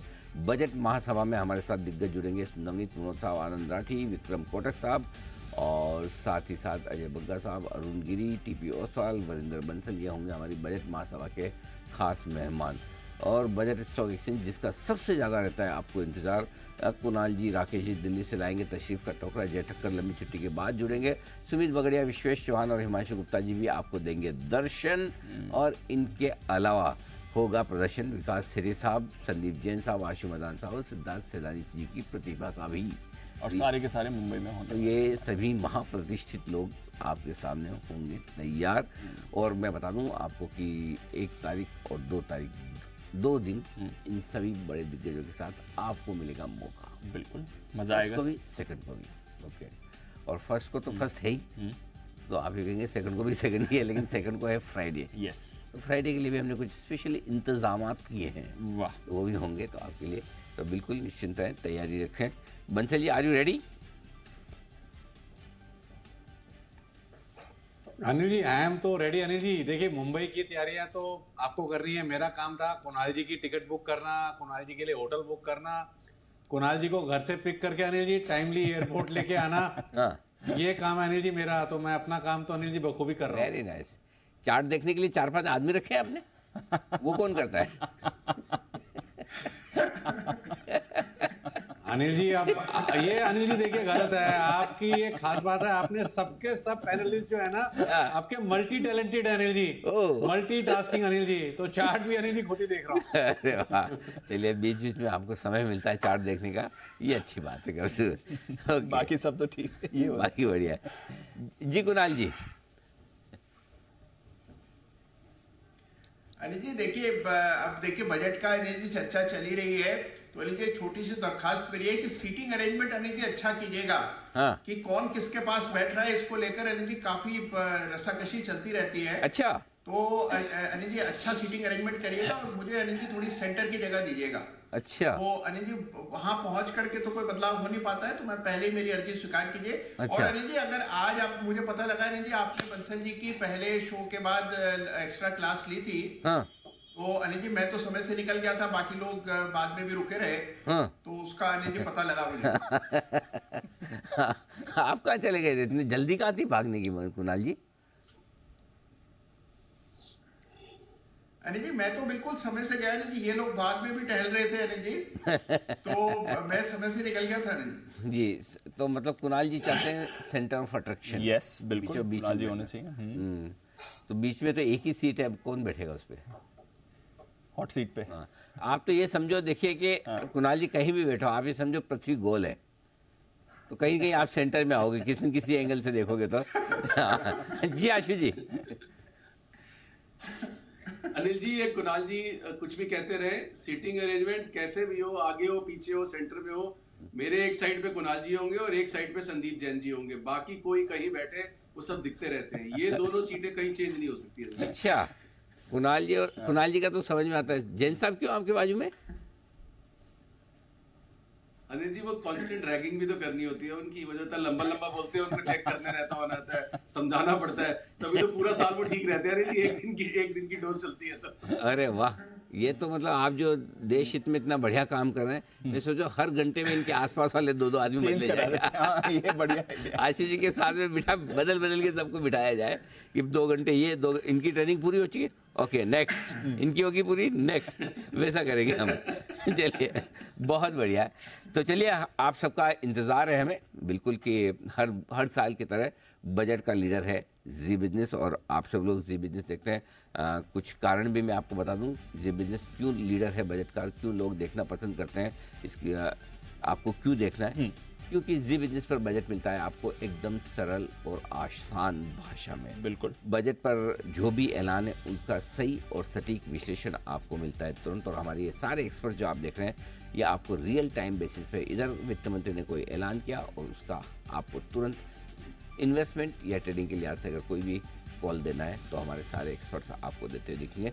इसलिए बजट देखता है आपको पूरी तरह से जीवित है। लेकिन इसके साथ ही एक चीज़ और है, इस बार बजट में हमने टेक्नोलॉजी के साथ साथ ये भी कहा है कि आपको बजट देखना है जी बिजनेस के असली प्लेटफॉर्म्स पे, क्योंकि ये आर्टिफिशियल इंटेलिजेंस से डीप फेक वाले मामले बहुत चल रहे हैं। बिल्कुल, उस पर भी हमने एक बहुत ही अच्छा प्रोमो बनाया, बहुत बढ़िया प्रोमो आपके सामने हम वो भी रखना चाहते हैं। तो जरा एक बार झलक देख लीजिए क्यों आपको जी बिजनेस के ओरिजिनल प्लेटफॉर्म्स पे ही, यानी कि एक्स, फेसबुक, इंस्टा, यूट्यूब, इन पर देखना है जी बिजनेस पर बजट। बड़ी breaking news, one nation one tax. यहाँ इस बजट में सरकार लाने वाली है इनकम टैक्स की सिर्फ एक ही स्टेप, सबको लगेगा इनकम टैक्स सिर्फ 15%। क्योंकि ना दिख मैं ही रहा हूं, लेकिन ये मैं हूं नहीं, यही तो है डीप फेक की दुनिया। यकीन नहीं आता? एक बार फिर से देखिए। बजट में आ सकती है बड़ी खबर, वित्त मंत्री दे सकती है घर खरीदारों को बड़ा तोहफा। अगर आप घर खरीदेंगे 25% सब्सिडी सीधे सरकार की तरफ से, कितना ही बड़ा अमाउंट क्यों ना हो। ये है मेरा डीप फेक, तो ये मैं हूं आपका अपना अनिल सिंघवी। असली नकली का फर्क समझिए, और इस बार बजट का असली विश्लेषण देखिए सिर्फ जी बिजनेस के ऑफिशियल प्लेटफॉर्म्स पर मेरे साथ। बजट 2024 तेजी की गारंटी। ओके ये है आपके लिए बजट तेजी की गारंटी। सिर्फ एक और एक ही जगह आपको जुड़ना है और वो है जी बिजनेस। तैयार कर लीजिए, अपॉइंटमेंट बुक कर लीजिए। हमारे सारे एक्सपर्ट्स तो बस आने की तैयारी में हैं ही। आइए शरद जी से एक दो और काउंटर्स के बारे में बात करनी है। शरद जी, रियल एस्टेट पर आपकी राय लेनी है क्योंकि दो डाइवर्जेंट ट्रेंड्स देखे हैं। ओबरॉय रियल्टी यहाँ पर नंबर से बाजार डिसअपॉइंट हुआ था और बड़ा ब्रेकडाउन ओबरॉय रियल्टी में भी आया, फिर बाकी रियल एस्टेट में भी आया, बट उसके सामने अब जो डीएलएफ के नंबर्स आए वो अच्छे रहे। प्री सेल्स तो रिकॉर्ड नंबर्स पर आई हैं। कैसे रीड करना चाहिए सर दो सेक्टर दिग्गज, दो अलग अलग तरह के नतीजे? देखिए, रियल एस्टेट में थोड़ा लंपीनेस होना तो नॉर्मल है, बट फॉरवर्ड सेल्स अगर थोड़ी वीक आती है तो उसका फिर सबड्यूड इफेक्ट भी आ जाता है। और जहाँ तक वैल्यूएशंस का सवाल है, ज़्यादातर स्टॉक्स थोड़े एक्सपेंसिव हो गए हैं, तो मेरे हिसाब से 1.5-2 साल में रुपया कमाना, इनमें से कमाई करना थोड़ा सा मुश्किल होगा। लॉन्ग टर्म स्टोरी मुझे लगता है अभी भी इंटैक्ट है। कंपैरेटिवली ज़्यादातर स्टोरीज में मुझे लगता है शायद शोभा और मैग्रोटेक comparatively valuation wise better positioned हैं बाकी स्टॉक्स के मुकाबले। तो अक्रॉस द बोर्ड अब लेने वाला माहौल तो नहीं है क्योंकि रनअप काफ़ी स्टीप आया है। कंपनीज अच्छी हैं लॉन्ग टर्म, अगर आप 5-7 साल के ऊपर के होराइजन के लिए रख रहे हैं तो कोई फ़र्क नहीं पड़ता है, लेकिन 1-2 साल के होराइजन में मुझे लगता है कि काफ़ी मुश्किल होगा अब रियल एस्टेट में से और पैसा बनाना। Across the board select ideas पे काम कीजिए। मुझे लगता है शोभा में क्योंकि कुछ इनकम टैक्स वगैरह के इश्यूज थे बीच में, उस वजह से थोड़ा उतना रनअप नहीं आया है, तो वैल्यूएशन वाइज वहाँ कंफर्ट है। मैक्रोटेक एक डाइवर्सिफाइड बुक है across various segments, MIG, HIG, तो वहाँ भी वैल्यूएशन मुझे बहुत स्ट्रेच नहीं लगती, लेकिन बाकी ज़्यादातर काउंटर्स में थोड़ा सा स्ट्रेच लगती है। तो हो सकता है रिजल्ट के बाद की यूफोरिया में थोड़ा बहुत ऊपर हो जाए अगर कोई रिजल्ट ठीक ठाक आए तो, बट बहुत ज़्यादा रनअप की भी उम्मीद नहीं कर रहा। और रैदर अगर किसी में कुछ थोड़ा भी मतलब एक्सपेक्टेशन से कम आते हैं नंबर्स तो काफ़ी डीप करेक्शन देखने को मिल सकती है, जैसा हम ओवरऑल में देख रहे हैं। तो काउंटर स्पेसिफिक रहिए, मेरी प्रेफर्ड पिक्स शोभा और मैक्रोटेक होंगी। शोभा और मैक्रोटेक ये दो पसंद है शरद जी को, और थोड़ा स्टॉक स्पेसिफिक रहना ज़रूरी है। आई स्टॉक्स की बात चल रही है तो एक और इंटरेस्टिंग स्टॉक पर नजर डालते हैं। टीवीएस मोटर्स, इसके आए थे नतीजों के बाद स्टॉक में क्या व्यू बनाना है? बुल वर्सेस बेयर एनालिसिस लेकर तैयार हैं कुशल और वरुण, और क्योंकि आई थिंक सेक्टर भी कुशल का है और बुल भी कुशल के हैं इस सेक्टर पर। करिए आप शुरुआत कुशल। बिल्कुल दीपा, आप देखिए नंबर्स के लिहाज से तो लगातार कंपनी बहुत ही बढ़िया आउट परफॉर्मेंस देती हुई नजर आ रही है, जिसमें तीसरी तिमाही के आंकड़ों में आप देखेंगे तो करीबन 26% की रेवेन्यू ग्रोथ रही है। एबिटा लेवल पर भी 40% का बढ़त आपको देखने को मिली है। एंड ऑफ कोर्स कंपनी का मुनाफा भी 68% तक बढ़ता हुआ दिख रहा है। इनफैक्ट वॉल्यूम ग्रोथ है, ये आप देखिए तो यहाँ पर भी कंपनी ने बहुत ही शानदार प्रदर्शन किया है। एंड लगातार यहाँ पर आउट परफॉर्मेंस अन्य कंपनियों के मुकाबले टीवीएस मोटर करती हुई नजर आ रही है, और इसी कारण से मुझे लग रहा है कि यहाँ पर ये जो ग्रोथ अभी शुरू हुई है वो आगे भी जारी रह सकती है। चलिए, ग्रोथ अच्छी है, लेकिन वैल्यूएशन अगर आप देखेंगे तो वो थोड़े महंगे नज़र आ रहे हैं। पिछले 5 साल का पी अगर आप मीडियन निकालेंगे तो करीब 40-41 के आसपास आता था, अब ये बढ़ के 57 के आसपास आ चुका है। यानी कि जितने भी पॉजिटिव्स थे जो कि कुशल बता रहे हैं, शायद ज़्यादातर कंपनी के वैल्यूएशन में ऑलरेडी फैक्टर्ड इन है। अब मार्जिन भी बढ़ाएंगे तो एक लेवल तक ही बढ़ा सकते हैं, और आगे चल के काफ़ी ब्रोकरेज हाउसेस मान रही हैं कि शायद मार्जिन में उतना एक्सपांशन आपको नहीं देखने मिलेगा। यानी कि आगे ज़्यादा ग्रोथ की अनुमान नहीं है, और जो भी ग्रोथ आई है वो ऑलरेडी वैल्यूएशंस में फैक्टर्ड इन है। बिल्कुल, तो कुछ हद तक ऑफ कोर्स वैल्यूएशंस में फैक्टर्ड इन है जिस तरह की प्राइसिंग देख रहे हैं, बट आपको ये भी चीज़ ध्यान में रखनी है वरुण कि यहाँ पर नए ग्रोथ एजेंडाज भी निकल कर आ रहे हैं, जिसके अंतर्गत कंपनी नए मार्केट्स में एक्सपैंड करती हुई दिख रही है, जिसमें यूरोप, वियतनाम, यहाँ पर कंपनी ने एंट्री ली है। और टू व्हीलर एक्सपोर्ट्स भी आप देखिए तो यहाँ पर भी सालाना आधार पर 4-4.5% की ग्रोथ आती हुई नजर आ रही है। यानी कि जो एक्सपोर्ट कारोबार है वो कंपनी का एक बड़ा ग्रोथ आगे चलकर बन सकता है, क्योंकि तमाम टू व्हीलर कंपनियां आप देखिए तो यहाँ पर एक्सपोर्ट्स पर ही अब अपना फोकस वापस से बढ़ाती हुई दिख रही है। लेकिन फिलहाल अगर आप देखेंगे तो एक्सपोर्ट्स जो है वो इस कंपनी के कैश फ्लो को इम्पैक्ट कर रहे हैं। फॉरेन सब्सिडरी में एक कंपनी ने जो निवेश किया है उसका सीधा असर जो है इस कंपनी के कैश फ्लो पे पड़ा है। तो अगर ऐसा एक्सपांशन करेंगे जहाँ पे कैश फ्लो इम्पैक्ट होंगे तो जाहिर सी बात है कंपनी के लिए दिक्कतें हो सकती है जब तक ये कैश फ्लो नहीं सुधरे।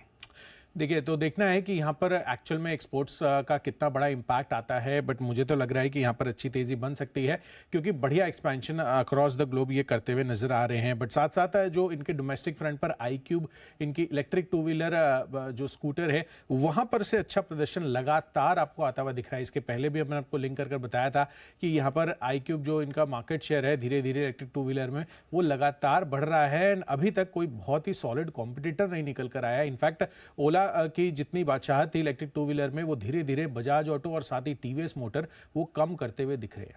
चलिए, बजाज ऑटो के तो मैंने सुना था ईवी, लेकिन अच्छा है कुशल, आपने मुझे इस कंपनी के ईवी का नाम बता दिया, नहीं तो मुझे पता ही नहीं था। विजिबिलिटी नहीं है बेसिकली, अगर आप देखेंगे तो सेल्स बहुत शानदार है वरुण, बहुत शानदार है वरुण। हाँ, तो जीरो में एक जोड़ दो तो 100% होता ही है, शायद इस कंपनी के साथ वही हाल होगा। बट ईवी में डिस्ट्रीब्यूशन नेटवर्क इस कंपनी का काफ़ी कमज़ोर है और उस तक का प्रेजेंस अभी तक ये कंपनी बना नहीं पाई है जितना बाकी कंपनियों ने बनाया है। तो ठीक है, EV is the next big name, but TVS वहाँ पे कितना कमांड करता है मार्केट लीडरशिप पता नहीं।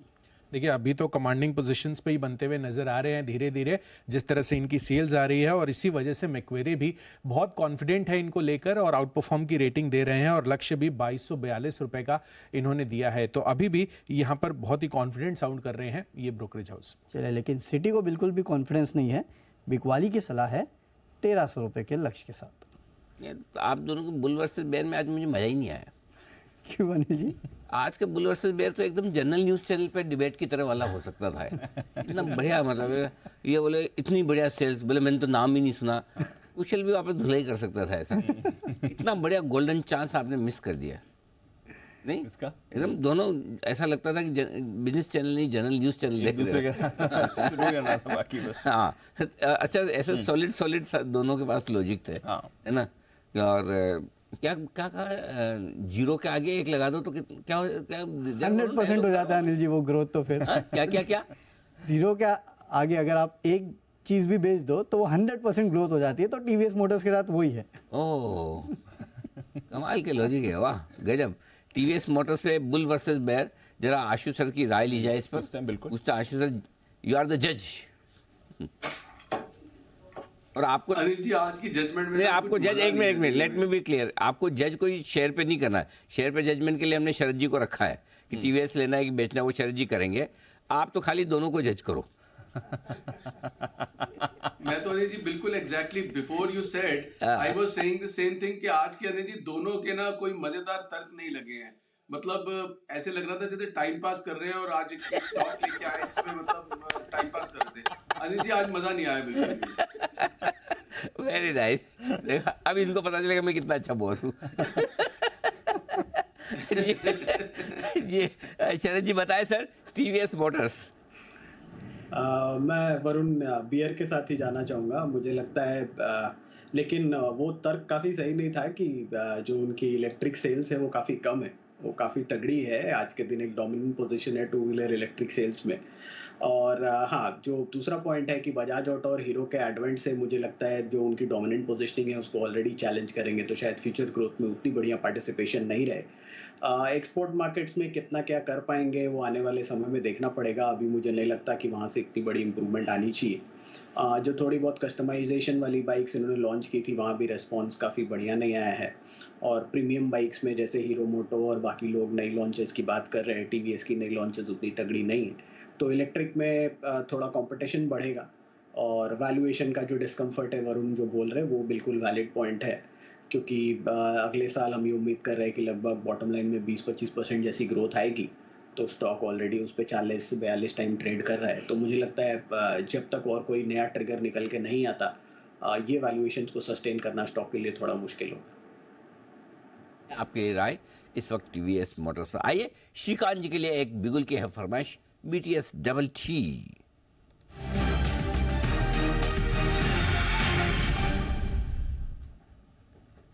बताएं सर। जी अनिल जी, देखिए मुझे लग रहा है कि वैसे थोड़े अदानी स्टॉक्स में कुछ मोमेंटम वापस से बन रहा है और अदानी पोर्ट्स अगर देखा जाए तो यहाँ पे एक अच्छा खासा टेक्निकल फॉर्मेशन बना है।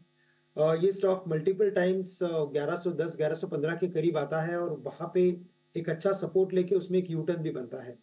ये इसके लिए प्रीवियस एक रेजिस्टेंस भी था तो मुझे लगता है कि करंट लेवल्स पे इसका करेक्शन पूरा हो चुका है। करंट लेवल्स पे इसे खरीदा जा सकता है 1140 में। टारगेट्स नजर आते हैं तकरीबन 1190 से लेकर 1200 रुपए के, तो हम 1200 के टारगेट्स पकड़ के चलेंगे और स्टॉप लॉस हमें रखना है यहाँ पे 1110 रुपए का। तो अदानी पोर्ट्स को करंट लेवल से लॉन्ग करके चल सकते हैं। खरीदारी करके चलिए, ये आपके लिए राय आ रही है श्रीकांत जी की तरफ से। इस पर एक्शन आपको अच्छा खासा बनते हुए दिख सकता है। स्टॉक में भी आपको थोड़ा मूवमेंट तो इस समय खैर बनते हुए दिख ही रहा है। अदानी पोर्ट्स इस पर रखिए नजर। मदरसन पर रखिए नजर। 5% की बड़ी मूव मदरसन पर आती हुई दिख रही है। आज सुबह वागले साहब की कॉल थी, ओपनिंग शो के बाद का पहला बिगुल था। 120 तक के टारगेट दिए थे वागले साहब ने, 116 पर फिलहाल स्टॉक ट्रेड करते हुए दिख रहा है। तो बहुत ही शानदार मूव मदरसन पर आती हुई दिख रही है। I think recently Sumit ji के भी रेडार पर यह काउंटर आया है। सुमित जी एक बार राय दें सर, मदरसन बढ़िया मूव दिख रही है डेज हाई पर इस समय। बिल्कुल आया दीपांशु, स्टॉक के अंदर तेजी है और स्टॉक अभी यहाँ से और ऊपर का मूव दिखाएगा। पोजीशंस होल्ड करें। स्टॉक के अंदर 120 के टारगेट तो अचीव होने ही चाहिए और 120 का लेवल निकलने के बाद मोमेंटम और बढ़ता हुआ देखने को मिलेगा, जिसके अंदर 130 रुपए से लेके 135 रुपए तक के लेवल पोजिशनली मदरसन के अंदर देखने को मिल सकते हैं। कोई भी टिप आता है खरीदारी करें, एग्जिस्टिंग पोजीशंस होल्ड रख के चले। यह है आपके लिए मदरसन, यहाँ पर आप खरीदारी करिए, एग्जिस्टिंग पोजीशन होल्ड करके चलिए। तो अगर आपने वागले साहब की राय ली है तो आप होल्ड कर सकते हैं, जिस तरह से इस काउंटर में आपको अच्छी मूव आ रही है। एक ट्रेडिंग कॉल मेहुल जी की तरफ से BTS WT।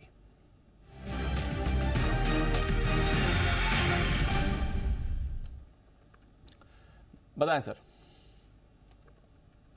बैंकिंग हैवीवेट ध्यान में आ रहा है, दैट इज आईसीआईसीआई बैंक। देखिए आईसीआईसीआई बैंक अच्छे सपोर्ट से घूम रहा है।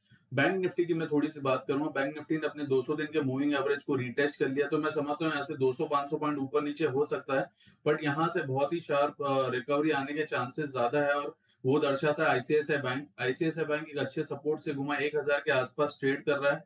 970 के स्टॉप लॉस से इसमें खरीदारी कर रही है कैश में पोजिशनल तौर पे, और अपसाइड में 1060 का टारगेट मुझे लगता है। तो ICICI bank would be the first counter जो बैंक निफ्टी को यहाँ से रिवर्सल दिखा सकता है, क्योंकि बहुत ही अच्छे सपोर्ट पर बैंक निफ्टी भी आ गया। बिल्कुल 44,500 के आसपास सपोर्ट लेकर घूमता हुआ दिख रहा है और इसीलिए आईसीआईसीआई बैंक, कल एचडीएफसी बैंक ने सहारा दिया, आज आईसीआईसीआई बैंक सहारा देने की कोशिश कर रहा है।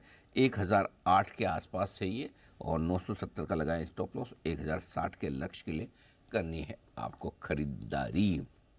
ओके, आई फॉर आईसीआईसीआई और आई फॉर आईटीसी, ये एक और स्टॉक है जहां पर एक्शन भरपूर बन सकता है। ये आईटीसी नतीजे भी देने वाला है सोमवार को, तो जरा अनुमान समझ लिया जाए। स्टॉक पिछले कुछ दिनों में बढ़िया एक्शन में रहा है।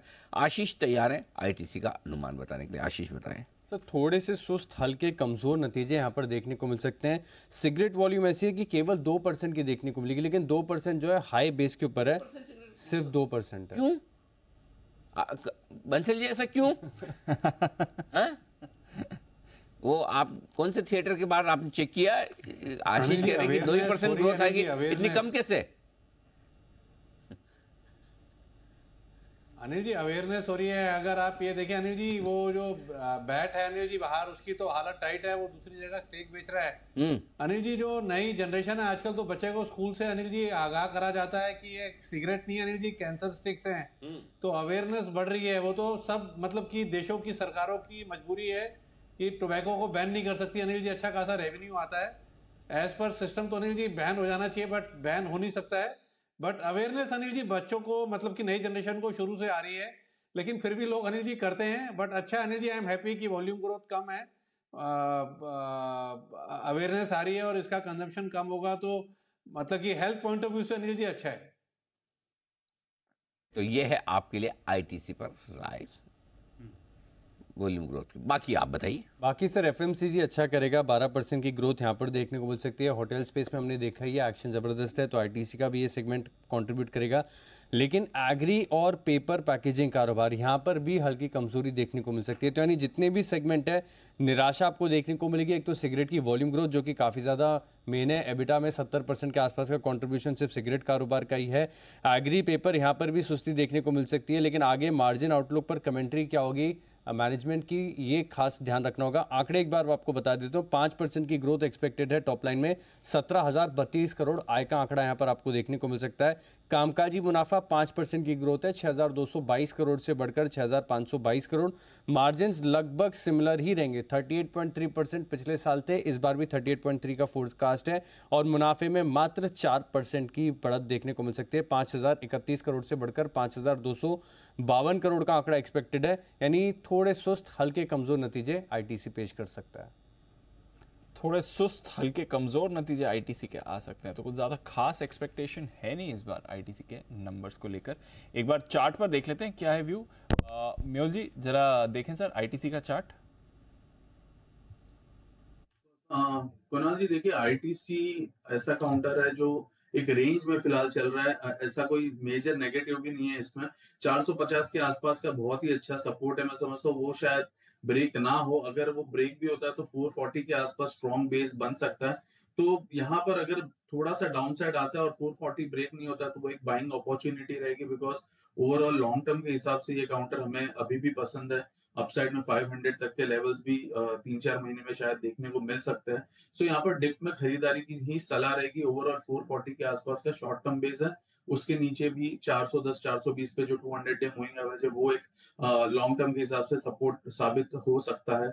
सो डिप्स पर खरीदारी की सलाह है आईटीसी में। तो ये है आपके लिए राय आती हुई इस वक्त आईटीसी पर। आईएसबी से एक बड़ी खबर आती दिख रही है, गोदावरी पावर एंड इस्पात को लेकर ये खबर आती दिख रही है। और गोदावरी पावर इस्पात को लेकर एक जो एनवायरनमेंट क्लियरेंस इन्हें चाहिए थी वो क्लियरेंस मिलती हुई दिख रही है। ये खबर आपके लिए आती हुई दिख रही है इस वक्त स्क्रीन पर, जो ऑफिशियली इनके लिए खाता है। और दीपी इस ग्रीनफील्ड स्टील प्लांट से जुड़ी हुई खबर है, ये खबर इसके लिए इम्पोर्टेंट है जी।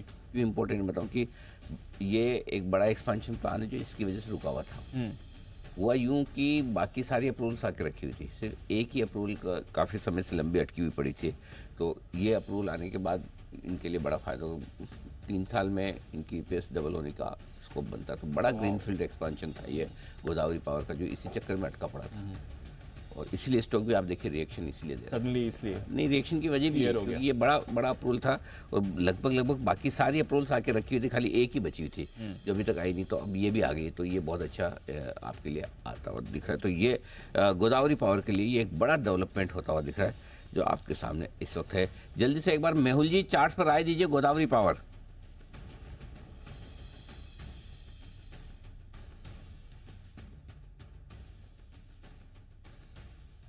चलूं जीपीपीएल की बात कर रहे हैं आप? अरे आप कहाँ ढूंढ रहे हो? ये रायपुर में इधर ही पास में गोदावरी पावर यहीं की कंपनी है। आप कहाँ चले गए? यही पे जीपीपीएल बराबर वही जी। 770 का रेट चल रहा है। अनिल जी देखिए, ये उसका जो ऑल टाइम हाई है 800 के आसपास, उसी के आसपास ट्रेड कर रहा है। बट देखने में ऐसा लग रहा है कि शायद वो हाई निकल जाएगा, बिकॉज मल्टीपल बॉटम्स बने हैं 710-720 के रेंज में। आज का जो लो है उसी के करीब है। तो यहाँ पर डिप्स पे खरीदारी की सलाह रहेगी। थोड़ा सा अगर डिप में, क्योंकि आज 7% ऑलरेडी अप है, अगर थोड़ा सा 750 के आसपास मिलता है तो रिस्क रिवॉर्ड बहुत अच्छा हो जाएगा। 720 के स्टॉप लॉस से एक बार खरीदारी की जा सकती है, नियर टू 750 अगर मिलता है तो। अपसाइड में पहला 800 का एक रेजिस्टेंस है जो कि ऑल टाइम हाई है, वो निकलता है तो 850 तक के अपसाइड लेवल्स भी देखे जा सकते हैं। तो ओवरऑल काउंटर बहुत ही स्ट्रॉन्ग अप ट्रेंड में है। थोड़ा सा डिप मिले तो खरीदारी की सलाह रहेगी। तो ये है आपके लिए गोदावरी पावर। बड़ी न्यूज इस पर आ रही है। उससे बड़ी न्यूज आपके लिए आ रही है जोमैटो पर। इनको ऑथराइजेशन मिल गया है आरबीआई की तरफ से ऑनलाइन पेमेंट एग्रीगेटर के लिए। बड़ी खबर आपको आती हुई दिख रही है। जोमैटो के लिए ऑनलाइन पेमेंट एग्रीगेटर की मंजूरी इन्हें आरबीआई की तरफ से मिल गई है। तो एसेंशियली इनके प्लेटफॉर्म पर, ब्लिंकिट पर, इनके जुड़े बाकी प्लेटफॉर्म्स पर अगर आप यूज कर रहे हैं तो इन्हीं का पेमेंट सिस्टम आप यूज कर पाएंगे फ्यूचर में, अगर इसको ये ऐसे डेवलप करते हैं। ऑनलाइन पेमेंट एग्रीगेटर की मंजूरी मिल गई। अनिल जी ये तो बड़ी खबर है, बड़ा डेवलपमेंट हो गया। जोमैटो पेमेंट्स को आरबीआई की तरफ से मंजूरी मिल गई। बिल्कुल, ये एक वाकई में बड़ी मंजूरी है जो मिलती हुई दिख रही है। आरबीआई ने अप्रूवल दी कि अब जोमेटो ऑनलाइन पेमेंट एग्रीगेटर के तौर पर काम कर पाएगा, अपने पेमेंट्स ले पाएगा। ये बड़ी खबर इस वक्त आती हुई दिख रही है। तो ये तो इंटरेस्टिंग काम हो गया है ना।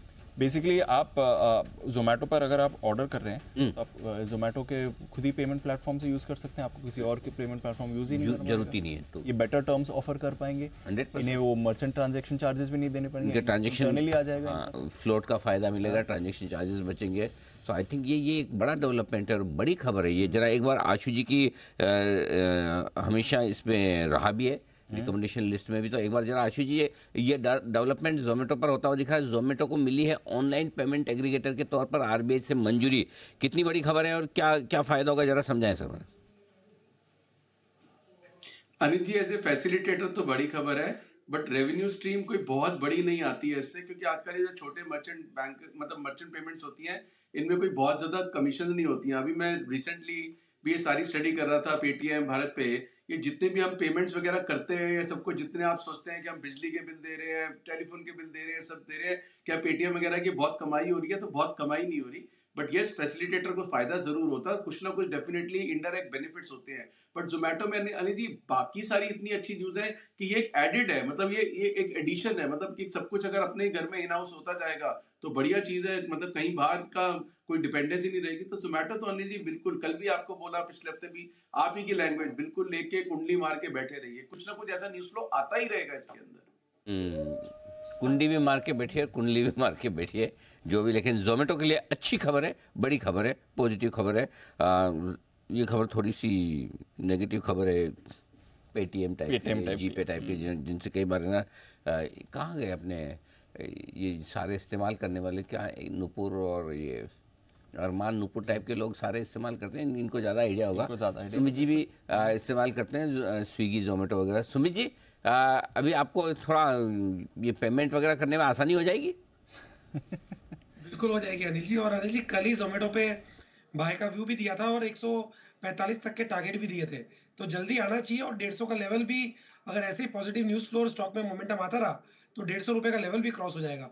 और पेमेंट अनिल जी ऐसा है कि करना पड़े तो आसानी होनी नहीं चाहिए, तकलीफ होनी चाहिए, लेकिन अब इसके अंदर थोड़ा फायदा तो हो ही जाएगा पेमेंट करने के लिए।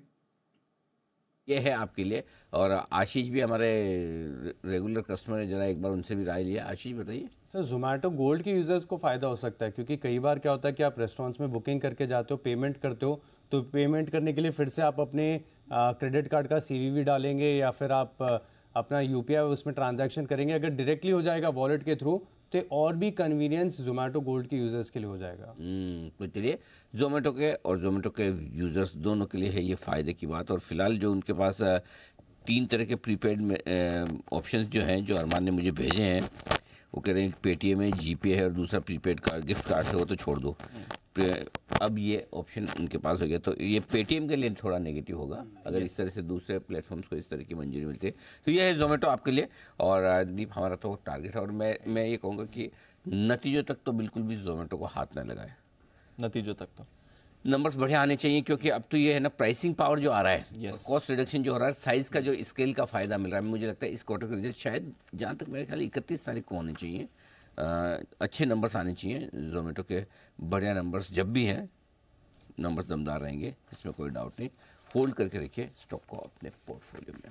ओके, होल्ड करेंगे। JSW स्टील आपकी स्क्रीन पर आते हुए नतीजे, और नतीजे मजबूत नजर आ रहे हैं। मुनाफा और आय का आंकड़ा 39,000 करोड़ से बढ़कर 41,900 करोड़ के आसपास पहुंचता हुआ दिख रहा है। स्टॉक एक बार घटकर फिर से बढ़ता हुआ दिखा। कंसोलिडेटेड मुनाफा 475 करोड़ से बढ़कर 2415 करोड़ के पार निकलता हुआ दिख रहा है JSW स्टील के ये नंबर। और स्टैंड अलोन भी देखेंगे, और कंसोलिडेटेड हमारे अनुमान से बेहतर है। 2235 का अनुमान था, 2400 प्लस आया है, तो नंबर्स थोड़े से बेहतर दिख रहे हैं। बाकी और नंबर्स कौन से हैं दीप जी? 41,940 करोड़ की यहाँ पर आय आपको आती दिख रही है, 7.25% की बढ़त है। अनुमान मुताबिक है 42,094 का अनुमान लगाया था, तो एकदम अनुमान मुताबिक आई है। कामकाजी मुनाफा यहाँ पर 6,803 करोड़ का अनुमान था, उसके सामने 7,180 करोड़ की आई, तो ऑपरेशनली बढ़िया परफॉर्मेंस है। कामकाजी मुनाफा आपका 58% बढ़कर आया है। मोर इंपॉर्टेंटली अनिल जी, अनुमान से काफी बेहतर आते हुए दिखा है। 17.1% के मार्जिन आते हुए दिखे, हमारा अनुमान 16.1% का था, तो मार्जिन एक्सपेंशन भी बढ़िया है, 12% से बढ़कर 17% के आपके मार्जिन आए हैं। तो मार्जिन और एबिटा दोनों ही अनुमान से बेहतर है, मुनाफा अनुमान से बेहतर है, रेवेन्यू अनुमान मुताबिक है। नंबर्स अच्छे माने जाएंगे जहां तक JSW स्टील का सवाल है। तो कॉन्फिडेंस जता रहा है, स्पेशली रिसेंट जो मेटल्स में रनअप भी हुआ है, चाइना डेवलपमेंट्स परफॉर्मेंस को लेकर वहां से दिख रहा है JSW की परफॉर्मेंस बेहतर आती हुई दिख रही है। स्टॉक उतना एक्शन में नहीं है सर, हल्की फुल्की बढ़त दिखा रहा है, बट नंबर्स काफी अच्छे आपको आते हुए दिखे हैं। एक बार कुणाल जी से चार्ट चेक जरा ले लिया जाए। कुणाल जी देखें JSW स्टील अब नंबर्स के बाद थोड़ा रिएक्शन आ रहा है, हालांकि आज थ्रू द डे वैसे फ्लैट ही रहा है, क्या रहा है इस पर सर? देखिए चार्ट अच्छा हुआ है दीपांशु। अगर आप ओवरऑल स्ट्रक्चर देखें तो मुझे स्ट्रॉन्ग स्ट्रक्चर लगता है। एक double bottom pattern intraday charts पर बना है, RSI की डाइवर्जेंस देखने को मिल रही है। केवल ये जो 50 डेज मूविंग एवरेज का लेवल है, इसके आसपास आपको कुछ रेजिस्टेंस देखने को मिल रही है। तो मेरी राय में जैसे ही स्टॉक 825 के ऊपर निकलेगा तो इसमें डबल बॉटम का भी एक कंफर्मेशन मिल जाएगा और फिर आपको इसमें 850 870 के लेवल्स भी देखने को मिलेंगे। तो मेरी राय में 825 के ऊपर जैसे ही ब्रेकआउट हो खरीदारी की राय है और 825 के ऊपर आप खरीदते हैं तो 810 पर स्टॉप लॉस रखें। ओके, ये है आपके लिए JSW स्टील, इस पर रखेंगे नजर। आइए 3:20 लेते हैं अनिल जी की आज की फाइनल मार्केट स्ट्रेटजी भी।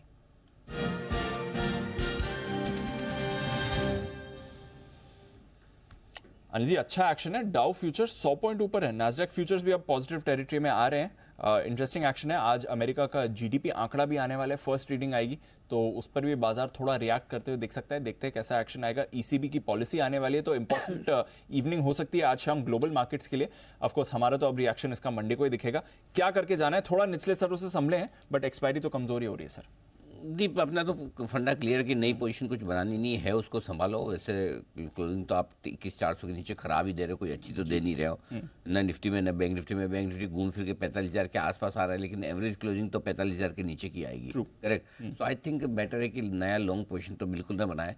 शॉर्ट पोजीशन और लॉन्ग पोजीशन दोनों में रिस्क रिवॉर्ड रेशियो बराबर इक्वल है। रिस्क रिवॉर्ड रेशियो 1:3 हो तो आपको कोई पोजीशन बनानी चाहिए, जो कि है नहीं। तो no new position. Long position है 21,250 का या 21,200 का एक पुट ऑप्शन खरीदें। शॉर्ट है 21,500 का कॉल ऑप्शन खरीद कर हेज करना चाहें तो कर सकते हैं, क्योंकि वो भी 3 दिनों का लंबा वीकेंड है इसके लिए। बैंक निफ्टी पर 44,500 का पुट ऑप्शन खरीद लें अगर आप शॉर्ट है तो, लॉन्ग है तो, और शॉर्ट है तो 45,500 का कॉल ऑप्शन खरीदें। अदरवाइज नई पोजीशन बनाने की राय आज नहीं है। आज नई पोजीशन बनाने की राय नहीं है, ये आपके लिए क्लियर आते हुए दिख रहा है। हल्का रहिए, एक्सपायरी हो गई खत्म, इसके बाद देखेंगे नया दिन आएगा अगले हफ्ते, वहां से करेंगे हम शुरुआत। चलिए श्रीकांत जी के पास चलते हैं, उनकी तरफ से एक ट्रेडिंग कॉल आ रहा है बिगुल BTS डबल टी।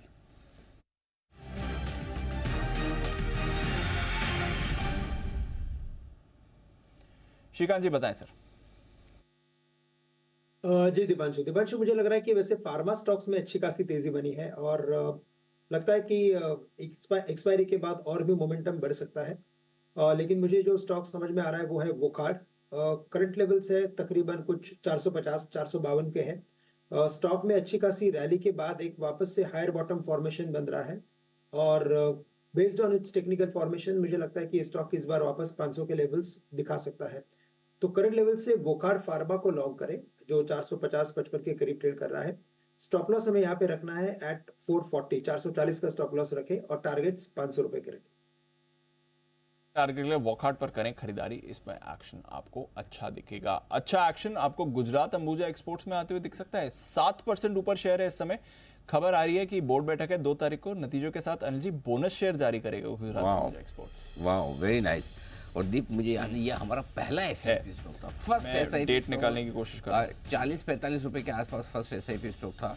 और मैं आपको बताना चाहता हूँ कि मुझे लगता है कि नंबर्स अभी भी अच्छे आएंगे। और ये क्वार्टर के नंबर्स कब 2 फरवरी को ना, 2 फरवरी बजट के बाद है, बढ़िया नंबर्स देगा और नंबर्स के साथ बोनस, मतलब टॉप क्लास फंडामेंटल है कंपनी के। बिजनेस जोरदार चल रहा है, बोनस आ रहा है, रिजल्ट मजबूत, और क्या चाहिए मतलब। आई थिंक बढ़िया नंबर्स भी आएंगे और साथ साथ में आपको बोनस का भी सहारा। तो कम से कम एक चीज़ तो क्लियर है, आपके नीचे जाने की रिस्क तो कम होगी। करेक्ट। अब ऊपर कितना जाता है, ओह माय गॉड 9% ऊपर है, क्या बात है। बोनस की खबर सुनते ही तेज दौड़ लगाता हुआ दिख रहा है। यहाँ पर 9% की बड़ी तेजी बनती दिख रही है। गुजरात अंबुजा एक्सपोर्ट बहुत ही दमदार एक्शन इस स्टॉक में आपको देखने को मिल रहा है। डे हाई पर पहुंचता हुआ दिख रहा है।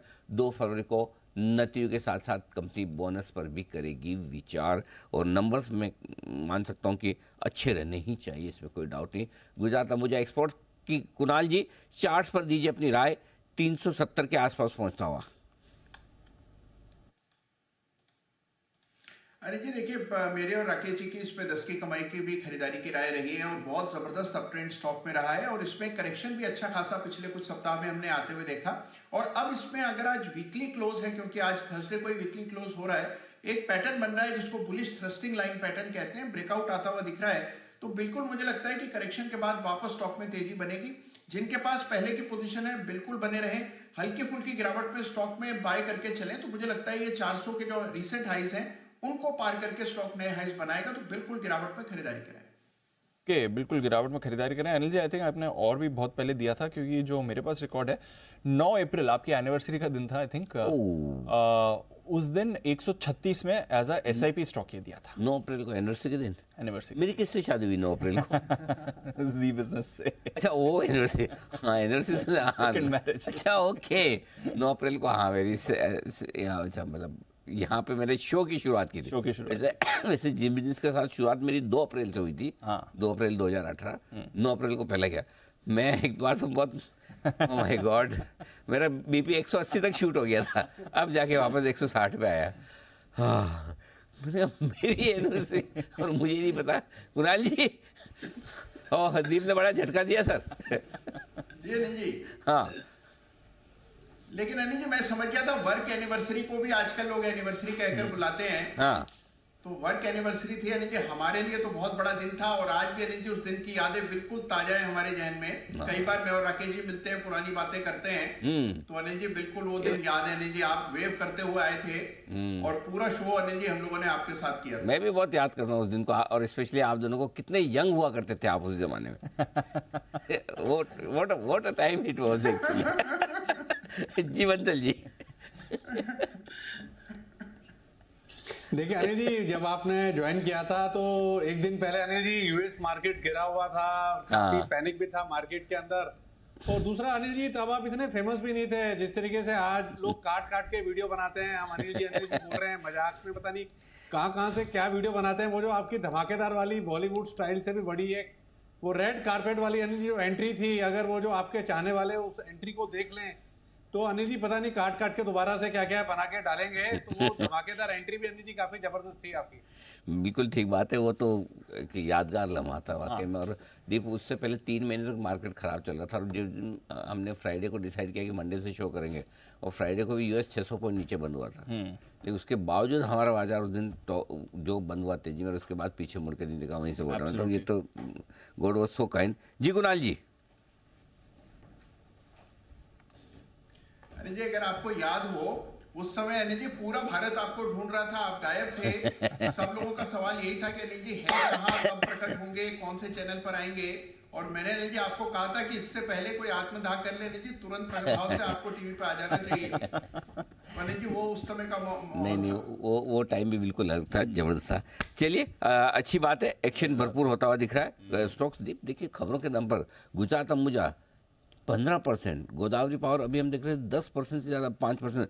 तो स्टॉक्स जहाँ पर एक्शन है वहाँ पर भरपूर एक्शन है, बिल्कुल तगड़ा एक्शन होता हुआ दिख रहा है, इसमें कोई डाउट नहीं है। एब्सोल्युटली सर, तो स्टॉक्स में तो बड़े एक्शन है। स्मॉल कैप इंडेक्स देख लीजिए जी, 0.5% ऊपर स्मॉल कैप इंडेक्स है आपका, वो दिखा रहा है। By the way bank Nifty में शानदार रिकवरी हुई है जी। एक बार bank Nifty intraday pull up करते हैं इससे पहले कि हम क्लोजिंग में जाएं। बहुत ही बढ़िया रिकवरी आपको पिछले 10 मिनट में बैंक निफ्टी ने दिख रही है। सारे लॉसेज इरेज कर दिए बैंक निफ्टी ने, सिर्फ 30 पॉइंट नीचे अब बचा है। तो इंट्राडे बेसिस पर बैंक निफ्टी पर 600 पॉइंट की रिकवरी आपको डेज लो पर होती दिखी, बट स्पेशली इस शो में करीब 300-325 पॉइंट की रिकवरी आपको पिछले 10 मिनट में होती दिख रही है। तो टुवर्ड्स द एंड बैंक्स का मूड सुधरा है, इसकी वजह से निफ्टी का भी मूड सुधरा है। हालांकि आज निफ्टी पर प्रेशर वैसे बाकी स्टॉक से बना हुआ है, बट निफ्टी भी थोड़ा सुधर कर ही बंद हो रहा है। 21,400 के आसपास निफ्टी आने की कोशिश कर रहा है, 45,000 के ऊपर बैंक निफ्टी आपको क्लोजिंग की कोशिश कर रहा है। तो टुवर्ड्स द एंड थोड़ी पोजीशंस वहां पर हल्की भी होती हुई दिखी हैं। आज के ट्रेडिंग सेशन की बात करें, बजाज ऑटो लाइफ हाई पर 5.5% ऊपर, नतीजों का एनालिसिस में हमने बात करी भी थी। शानदार नंबर्स का रिएक्शन इस पर दिखा है। Reliance Industries, ICICI bank, Bajaj Finance, इन तीनों दिग्गजों में खरीदारी हुई है, थोड़ा बाजार को सपोर्ट दिया। रिलायंस भी आपका 1% ऊपर था, ICICI भी 1.25% ऊपर था। IndusInd Bank, Adani Ports, Coal India, NTPC, M&M, Hindalco, JSW Steel, ये सारे काउंटर्स भी एक्टिव थे। JSW स्टील के अभी थोड़ी देर पहले शानदार नंबर्स आते हुए दिखे थे। बट टेक महिंद्रा नंबर्स के बाद बेहद कमजोर, 6% का कट आया इसमें। सिप्ला 3.5% का कट इसमें आपको आते हुए दिखा है। Bharti Airtel, Divi's, LTI Mindtree, Tata consumer, HCL tech, ये सारे कमजोर हैं। आईटीसी मंडे को इसके नंबर्स आएंगे, उससे पहले इस स्टॉक में भी आज सुस्ती बनी है। नेस्ले, मारुति, सन फार्मा, रेड्डीज, यहाँ पर भी गिरावट है। एचडीएफसी बैंक एक दिन बाउंस बैक करता है, उसके बाद फिर से गिर जाता है, अभी भी आप वैसा ही होते हुए देख रहे हैं, कमजोरी इस पर है। Tata steel, axis, TCS, BPCL, Infy, ये भी आपको कमजोर ही होते हुए दिखे हैं। वायदा कारोबार की तरफ आइए, 11.5-12% ऊपर अनिल जी आपको एसीसी दिख रहा है। शानदार नंबर्स आए थे बट उससे बड़ा रिएक्शन दिख रहा है। 12% ऊपर, पूरी की पूरी मूव आज हमारी स्क्रीन पर बनती हुई दिखी है क्लोजिंग शो में। अंबुजा सीमेंट भी 7% ऊपर है एसीसी के साथ साथ, इसमें भी अच्छी तेजी आई है। BHEL, Samvardhana Motherson, SAIL, NALCO, India Cements, L&T Finance, Canfin Homes, यहाँ पर अच्छा एक्शन है। पीएनबी थोड़ी देर पहले इसके नंबर्स आए थे। Godrej properties, Tata power, Hindustan copper, यहाँ पर भी आपको बढ़िया मूव दिखी है। गिरावट एबी कैपिटल, आईजीएल, बालकृष्णा, यहाँ पर वीकनेस है। टेक महिंद्रा, लॉरस, कल क्लोजिंग में नंबर्स आए थे बेहद खराब, 5.5% नीचे, अभी क्लोजिंग में आ रहे हैं। रिजल्ट्स आपकी स्क्रीन पर 100 करोड़ से आय बढ़कर 115 करोड़ पर पहुंचते दिखिए। मुनाफा 77 करोड़ से बढ़कर 89 करोड़ 90 करोड़ के आसपास पहुंचता हुआ दिखा है। ये दो डेटा आते हुए दिखे हैं। हम जरा देखेंगे, अगर अनुमान होगा तो होना तो मुश्किल है। ओके, है तो है, बिल्कुल अनुमान मुताबिक आपका एकदम मुनाफे का आया। 91 करोड़ का हमारा मुनाफे का अनुमान था, 89 करोड़ से, तो बिल्कुल अनुमान मुताबिक आपके लिए मुनाफे का आंकड़ा। चलिए, तो अनुमान के मुताबिक है आईएक्स के नतीजे न 115 करोड़ की आय, 117 करोड़ का अनुमान था। एक्चुअली इनके अपडेट्स के साथ ना फिर वो अनुमान बनाना आसान हो जाता है कि अपडेट्स जब आ जाते हैं तो अच्छा रेवेन्यू पोटेंशियल बता ही देते हैं, वो मालूम होता है कितना इनकी कमाई होने वाली है, तो एकदम अनुमान मुताबिक आ रहे हैं। 117 करोड़ का अनुमान था, 117 करोड़ की आय। ब्लूमबर्ग के अनुमान के मुताबिक आते हुए नतीजे आपके सामने। आइए बढ़ते आगे और अब प्रोविजनल क्लोजिंग तो आपके सामने, फाइनल आने दीजिए, मैं थोड़ा इंतजार करता हूं। जब तक 101 पॉइंट लिफाफा लेवल नीचे बंद हुआ है निफ्टी 21,352 पर, 44,866 पर बैंक निफ्टी बंद हुआ 216 पॉइंट नीचे, और 360 पॉइंट नीचे सेंसेक्स बंद होता हुआ 70,700 पर। Wow, round figure, very nice, I like it. Okay, mid cap और small cap share, mid cap शेयरों में तो रहा 200 अंकों का नुकसान, स्मॉल कैप शेयर रहे 77 अंक ऊपर। डाउ फ्यूचर्स 90 अंक ऊपर, नेस्डैक फ्यूचर्स हैं सपाट।